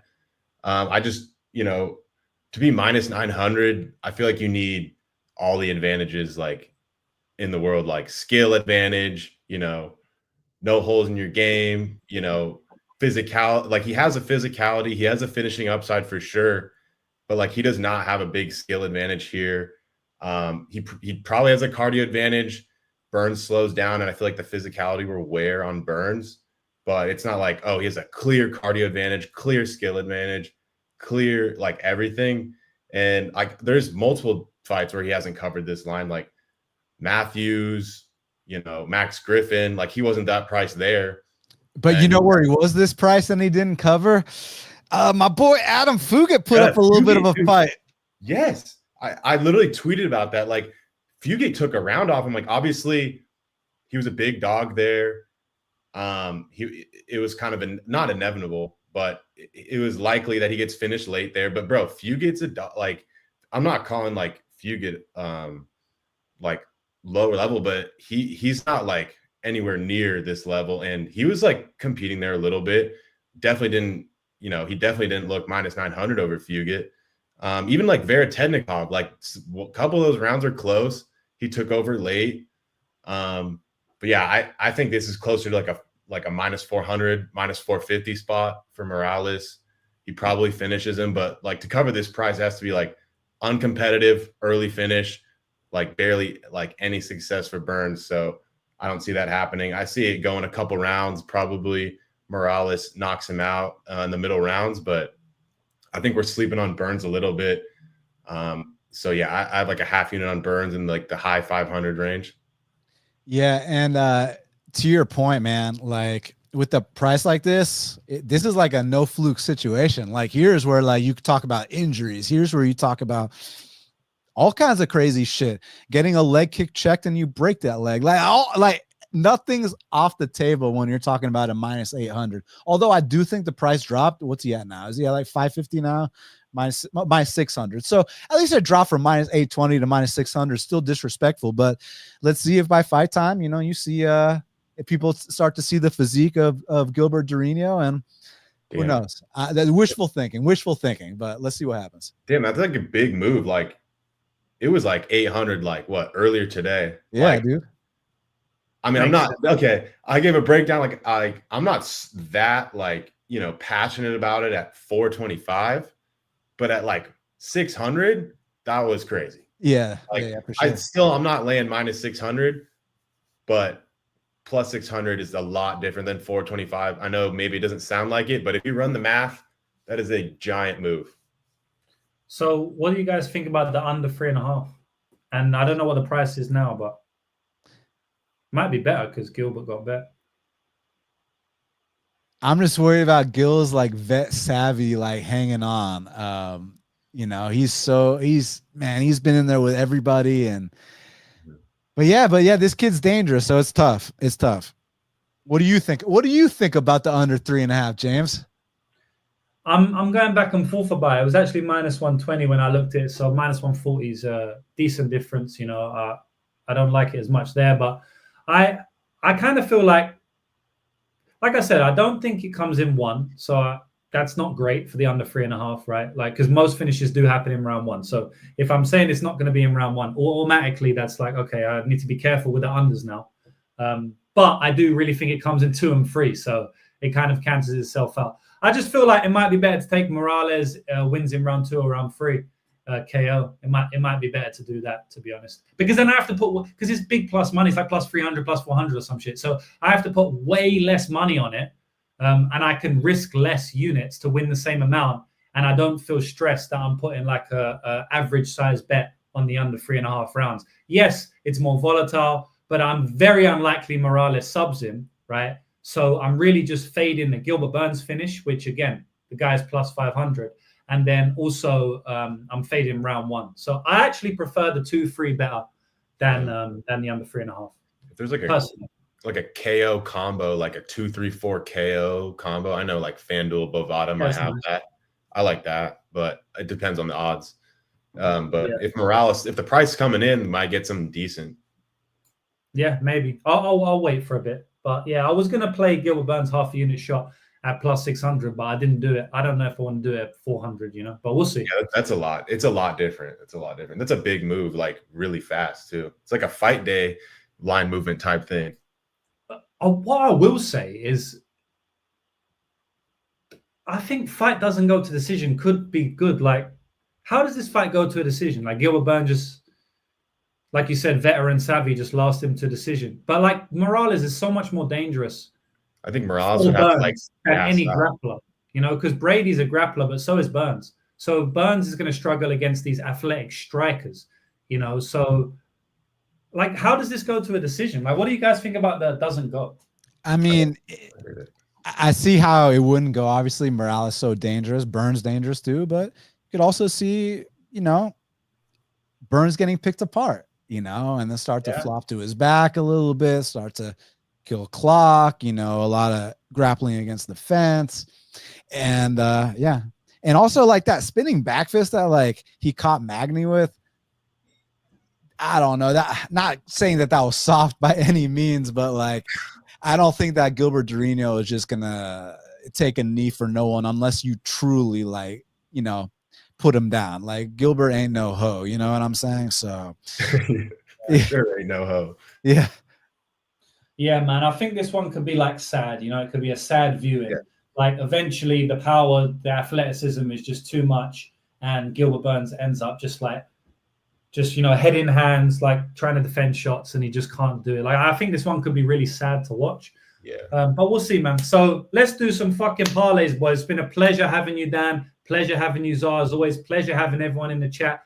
Bunch of the community in the chat, which I really appreciate. Go and support everybody in the chat. I know the people that make content. Matty Bats, Hey Jive Picks, Dan from Half the Battle, Liam Picks Fights, Sparring with Reality, Jewish Better, Mutso Money, Juicy Sports. I think all of these guys create content, and it can be a community where everyone hates on each other. Your bets are shit. You're a fraud. Like, fuck all of that nerd stuff. I'm here to support everyone who supports me. And if you're in your chat, you're supporting me, even if you're talking shit like the guy talking about dildos and whatever earlier. If you're in my chat, you're still supporting. So yeah, shout out to all of you guys. Support the people who make content. It's a grind. I've been doing it for many years, Dan even longer, and it's definitely a grind. But I fucking love it. Otherwise, I still wouldn't be doing it. Doesn't feel like a job. It feels like I'm just chatting to my mates.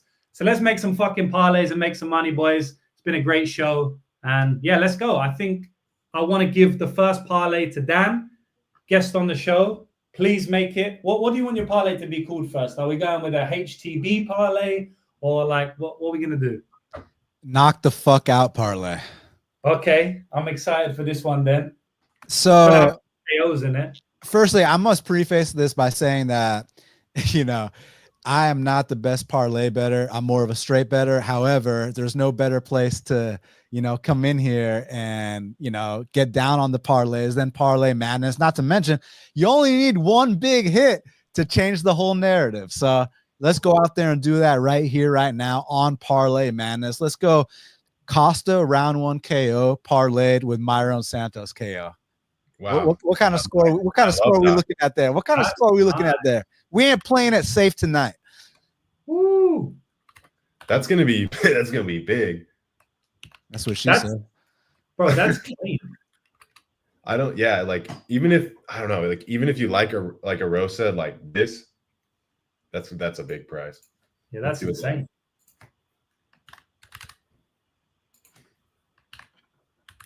That's honestly a crazy price for 3106. Dang. Ooh, I like that one. Right. I feel pretty confident about that one. Hey, it's worth a shot. Definitely worth a shot. I like to knock the fuck out parlay, bro. Yeah. All right, so I'll do my one now. Parlay Lou. All right, can I see what we got? Yeah. All right, sweet. And you guys can see right now it's 3 p.m. for me. The sun is shining like a motherfucker.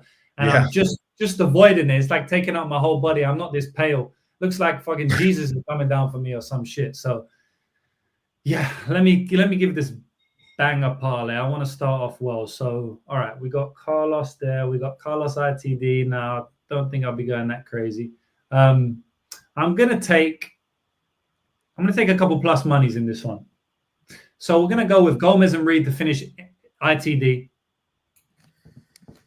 Too much physicality, too powerful, too many tattoos. Whoa. So you're gonna finish her. Yep. And then we got another plus money one. See, Erosa's staring at me, but I don't like going against, I don't like going against each other in the parlays, but sometimes we have to, man. You go violent. True. It's just like a big difference, right? Yeah. Can you scroll up a bit? Yeah. Okay. Lisboa, is she gonna? I feel like Lisboa's fucking live here, but at the same time, the market disagrees. And if she just lays on her back the whole time, I'll be pissed off. What? Well, all right, I'll go Gordon because I like Gordon a lot. Yeah. Maybe I'll put Lisboa in a bit more of a risky one.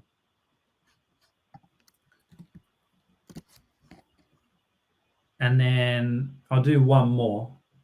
Yep. Maybe a bit of a chalky one. Craig Bellato, we got Yusuff.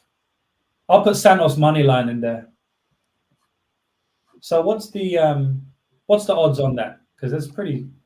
I like that one a lot. Like I'm picking them all outright, so it's always good. Yeah. Let's see, 120, 130, 130. Yeah, plus 120, minus 130. Let's go. 589. Solid. Yeah, nice. I'll go with that one. It's not as crazy as Dan, but I've got to rein it the fuck out, but it's still juicy. Yours is probably gonna hit. I just want to hit one. I just want to do an easy one. All right, my man JB is here right now. Wow. I was gonna say hasn't turned up. Then I scrolled down, and I got this motherfucker on my screen. We got JB. Well, hi. What's to life. Coming back from the Jewish deli right now, bro. It was all right. Did you get a pastrami sandwich or a bagel with lox? I went with the Reuben. My man. That's what I like to hear. Always That's what I like to hear. That was a trick question and you answered it correctly. Good job. My man, and if you guys don't know, my man Dan, a fellow Jew, a fellow purple belt, and a fellow pack smoker. I think we're gonna get my brother. Hey, let's light up, dog. Is it time? Do I have to give out any more info, or am I done? I think you're good, bro. Help you give out the info. Mark up, man. Okay. Yeah, it's gonna help, bro. So I gotta wait. For you, maybe bro. for you, you don't know with me, like I turn into like a mute or something. So yeah, I'm like that, bro. I can't be smoking on live. All right, well, I'll do it for both of us, bro. Cheers. No, I'm gonna do it. I'm just saying, if you're done with my info, let's fucking get down to business. All right. Yeah, we're done. I just can't be talking when I'm high, bro. Let's go. It's So- more important. I'll be honest with you guys. The reason I couldn't really come on this week is because I've been busy the whole week. It's been hard for me to get the normal like type of research I need to get done to be confident in a lot of these plays. It's hard. So I'm gonna just give out one that I know off the rip on my head. Like just without filming the fights. I think Yadier DelValle is gonna get a submission if you want to get really greasy. I guess I heard you guys talking about the sub one. I was tuning in and out. I couldn't really get it, but I know he trains at Gracie Baja down here. And like I said, I've been studying this guy's BJJ for a while. Had him via sub on the Contender Series. Very gutting because he was like super close. So let's go back to the well. Fuck it. I think Connor Matthews is sub subbable. 400. Perfect. Fine. Yeah. And if I know one thing without filming, it's Elise Reed sucks at jiu-jitsu. Denise Gomes been going for subs, bro. Give me her by sub. Fuck it. We have that one written down too. I think we might. Yeah, we had it written down as well, man. Sub Yep, parlay. 450. Yeah, that's could be the clean. KO, but let's get greasy. I'll let you know the Jew likes a good sub. You like it greasy, like your Reuben. Yes, sir. Yes, sir. No, we don't like the grease. It needs a little grease to it, but too soggy is ugh. Then the rye gets no good. Dan, what's your like go-to For what? for like Jewish food? I mean, obviously, like the bagels are fucking great. I try not to eat them as much because I'm trying to watch my figure. But Yeah, the carbs. the pastrami sandwiches. You can't go wrong with some potato latkes. You know what I'm fucking saying? Woo! So, yeah. Lots of But I'll tell you what I really do like. I like fucking Persian food, bro. Like they know how to get down on some chicken, on some steak, but I just love all kinds of foods. Brazilian, as y'all know. Don't get me on a tangent, bro. I fucking love Dan food is the so much. biggest foodie, bro. Steakhouse, Dan bro. is the huge foodie. We need to do like a podcast, Dan, where we like. I know this might sound bad for some of the people who don't like hearing it, but we need to do a podcast where we like eat and review food, bro. Let's do it, bro. I don't know if you follow me on my private Instagram, but like I'm cooking like every day, bro. I'm like all about Cooking with Dan, yeah. Yeah, straight up. We should mix it with the MMA. We'll talk about this. No, definitely, boys, definitely. All right, so we got that parlay, and Zar, hit us with a parlay, bro. All right, let's see. Let's see. We need to have a drop for Zara. Be like, JB, pull that up. I'm gonna take this. I'm on this myself, so I think I'm on the fight doesn't go, but I'll lay a little chalk for the 2.5 or yeah. All right, let's go. Fuck, he better get a finish. No, bro, I know.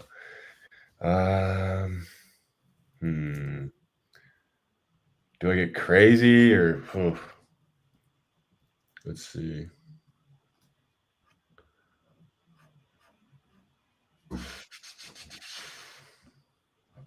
There's not a ton of money lines I like. Should I go? You like Erosa or not? I think it's dog or pass on the money line, but Yeah. I don't know if I want to parlay it. What else? I like the unders over here. You use this one, right? The Gomes.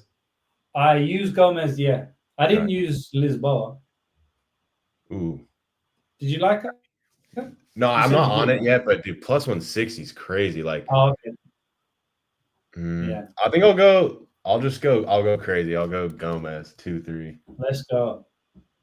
Well, it's to some degree it's all right opposing because like one of we us got multiple outcomes, right? Well, could you not take just 2-3? And then I just don't know the price on that. I can look. Yeah. Let's see. Worth checking the price anyway, but obviously it won't be as good. I mean, it won't be as much, but then we could both hit, Yeah. If you think it's coming later, Yeah, let me see real quick. I don't want to like hold up the show though. Dude, no, just check the price, bro. It's 2 hours 43. These motherfuckers. I was about to say, like, bro. They stay this long, they're gonna stay to the end, man. Shout out to everyone who stayed this long. Appreciate you, and again, show love to all the guests and everyone else because long ass fucking time. Must be late for you guys in America now as well. It's not too late. I'm West Coast, so I'm good. But Dan and you guys are later, right? It's 11:20. His night's just getting started. It's 4:20 and 11:20 at the same time. Yeah. Let's see. Yeah, dude, this guy FanDuel usually Xavier has is these, literally. right? You said what? What now, brother? Yeah. What were you saying, Czar? Oh, FanDuel usually has these 2-3s, right? I don't know about the combo. Might have to look it up on the thing, or you just go KO 2-3, bro. It's cool. If you think it's All a KO, go for a KO. I just think it's 50-50 KO All or right, let's sub. go. So now we got Luju, Purdue, and I don't know. Bro, we can't go rhyme. with. Let's go this week with the. Are you good to give a little more info, Dan? What you mean? One Can more we do bet. a Lou, Drew, Another pick. Purdue, and the zoo? I don't know. Like what? Damn, what's that plus 3,100 wasn't enough. Jew 2. Jew 2, yeah. JUTU. Why I not? like think- this. No. Dan is the Jew 2. There we go. Perfect. Is that cool? Yeah, No, it's like another the Jew squared. It's the Jew squared. Yeah. All right. All right, sweet. I'll kick it off, boys. Can I see what we got? Yep. I think Ruzi is going to knock the fuck out of this guy, you know. Fuck it. Ruzi KO. Bet. Yeah. Dustin's got a really good chin, though, but too much. All right. Which one? Who wants to go? What squared? What one? Oh, is this like the team parlay? Yeah. Yep. Let's each get a leg. in. Okay, yeah, I got you. So which of the two legs y'all want me to add to it? Y'all take the pick. Of those two legs, y'all go ahead and decide which one you like better. Let's take a vote. I like Santos. Okay. Santos. I guess you got voted out. What do you like, JB? Just out of curiosity. Bro, like I said, I've been busy as hell this whole week. Okay, bro. but between Santos KO and Costa KO 1. I mean, but damn. Erosa's kind of chinny, bro, but no so shit. is Yusuff. So I'll go with the safer one. I think is Santos KO for sure, because Costa don't really got power like that, and I don't think Sadiq's gonna be wrestling like Francis. Does Fernando Marshall. Padilla got power like that? No, you're So, right. I mean, like you don't have to have power like that. This guy's been knocked out like Yeah. 10 times. So, but that being said, I don't know. Go with your gut. What is your Okay. gut tell you? No. This is what we do in these situations. Which one's heads? Which one's tails? Tails, Santos, Costa, heads. Yeah, for sure. Because that Julian Erosa head's been hidden to the 5th row a million times. Oh shit, heads, baby. Let's go. All right, there it is. Bang! It was written. Fuck. Costa round 1 KO and 2 parlays is crazy. Or just fucking Do the do KO. one parlay with that leg and one parlay with the other leg and see what happens. Both lose. You know what I'm saying? I'm with it. More losses. Nah. We gave out good Ruzi's info. We're just putting Ruzi's together some more. DGen parlays, bro. It's all good. Yeah, go on, bro. All right, Zara, what you got, bro? I might go.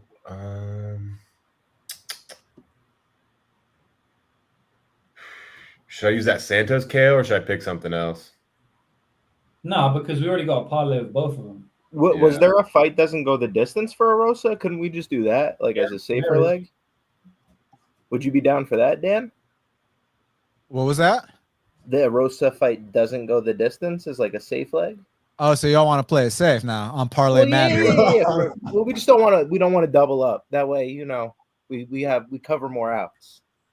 Yeah, I mean, it's not like usually- this is I for mean- fun. It's not like we're charging for this fucking pick. Yeah. You're Like, right. You're right. I'm betting these though. Like, I'm betting dog. all of them, man. I mean, I like, bet all of these. could you imagine what would happen if we like what are gonna be the odds on this parlay, like with this fucking crazy? Yeah, but prop? we already have that one. We already have it with the Santos KO. Yeah, I have That's to gonna hit.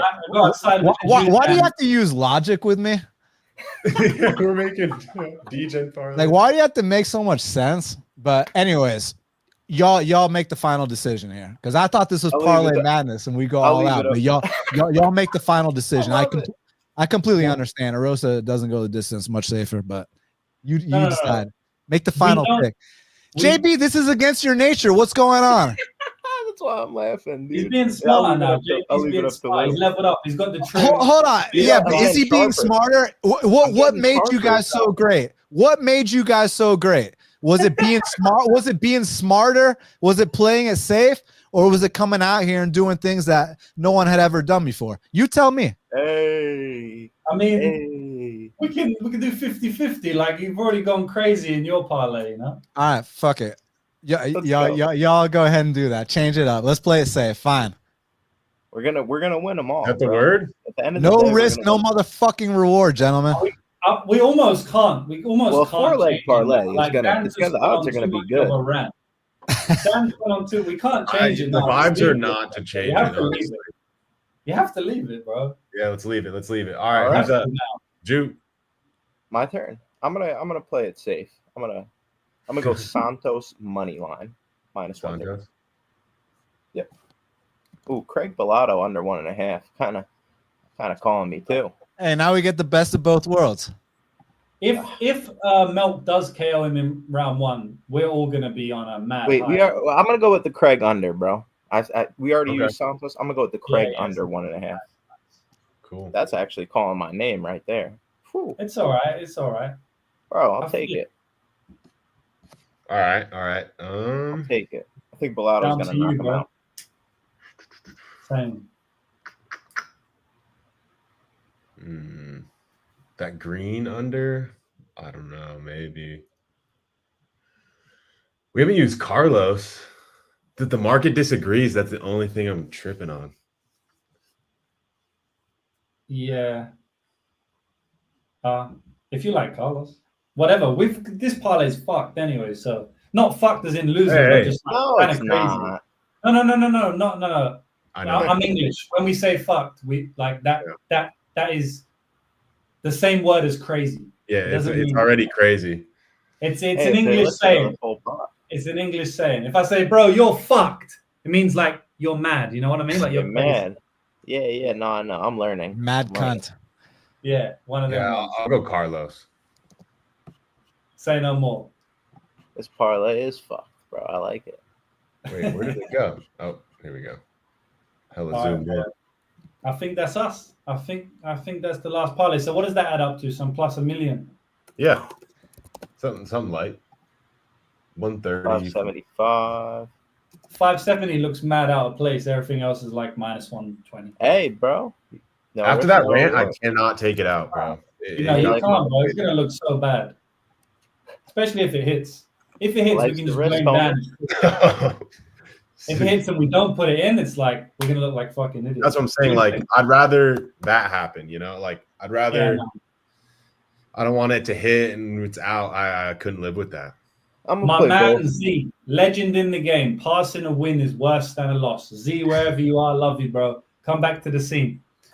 But yeah, that's it, boys. I think Parlay Madness is officially a wrap. We're gonna wrap this one up within 3 hours. Man, I've got nothing left to say, man. It's been a long journey, but I think this was one of my favorite shows ever. So shout out to Dan. Thank you very much, bro. Anything you have to say to the people before we get on out of it? Nah, I mean, I agree with you. This is one of the funnest shows I've ever done, especially like coming up on 3 hours. Like, if anyone keeps me on for 3 hours, I'm like, dude, like, what the fuck? But like, this is like flowing by, man. It's been such a pleasure, James. You know, it's always an honor.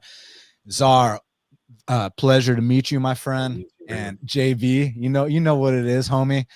To the fans in the chat, man, y'all have been great too. So thank y'all so much. And y'all can check me out on Half the Battle, YouTube, Spotify, wherever you listen to podcasts, Half the Battle, and then Best Fight Picks on Twitter, and Half the Battle Pod on Instagram, and Half the Battle Podcast on TikTok. I appreciate y'all so much. And let's cash these motherfucking bets this weekend. Let's fucking do it, man. JB, take us all out, bro. I'm happy that you made it to the end of the show. What's going on, bro? Take us all out. Brother, I'm fried. We're going to be smoking this Reed pack this week. We're going to be smoking this Matthews pack this week. And we're going to get these shekels, baby. Shout out my man Czar, keeping it going. My man Lou. And, of course, my man Dan from Half the Battle. Please make sure y'all go follow him. He's been supporting the show since the beginning. So we appreciate him. And, yeah, let's get this money. Czar, Purdue, Jamie, the fucking legend. The floor is yours. I'm going to cut the show off as soon as you finish speaking. So you better make this a epic wrap up to the show, bro. The pressure's on. Let's go. Bro, I mean, 3 hours flew by. It was great meeting Dan. It's a legend of the game. I've been watching him for years. I'm just glad to be here. This was so much fun. All right, let's fucking cash these bets, as they say. Let's go, boys. Love.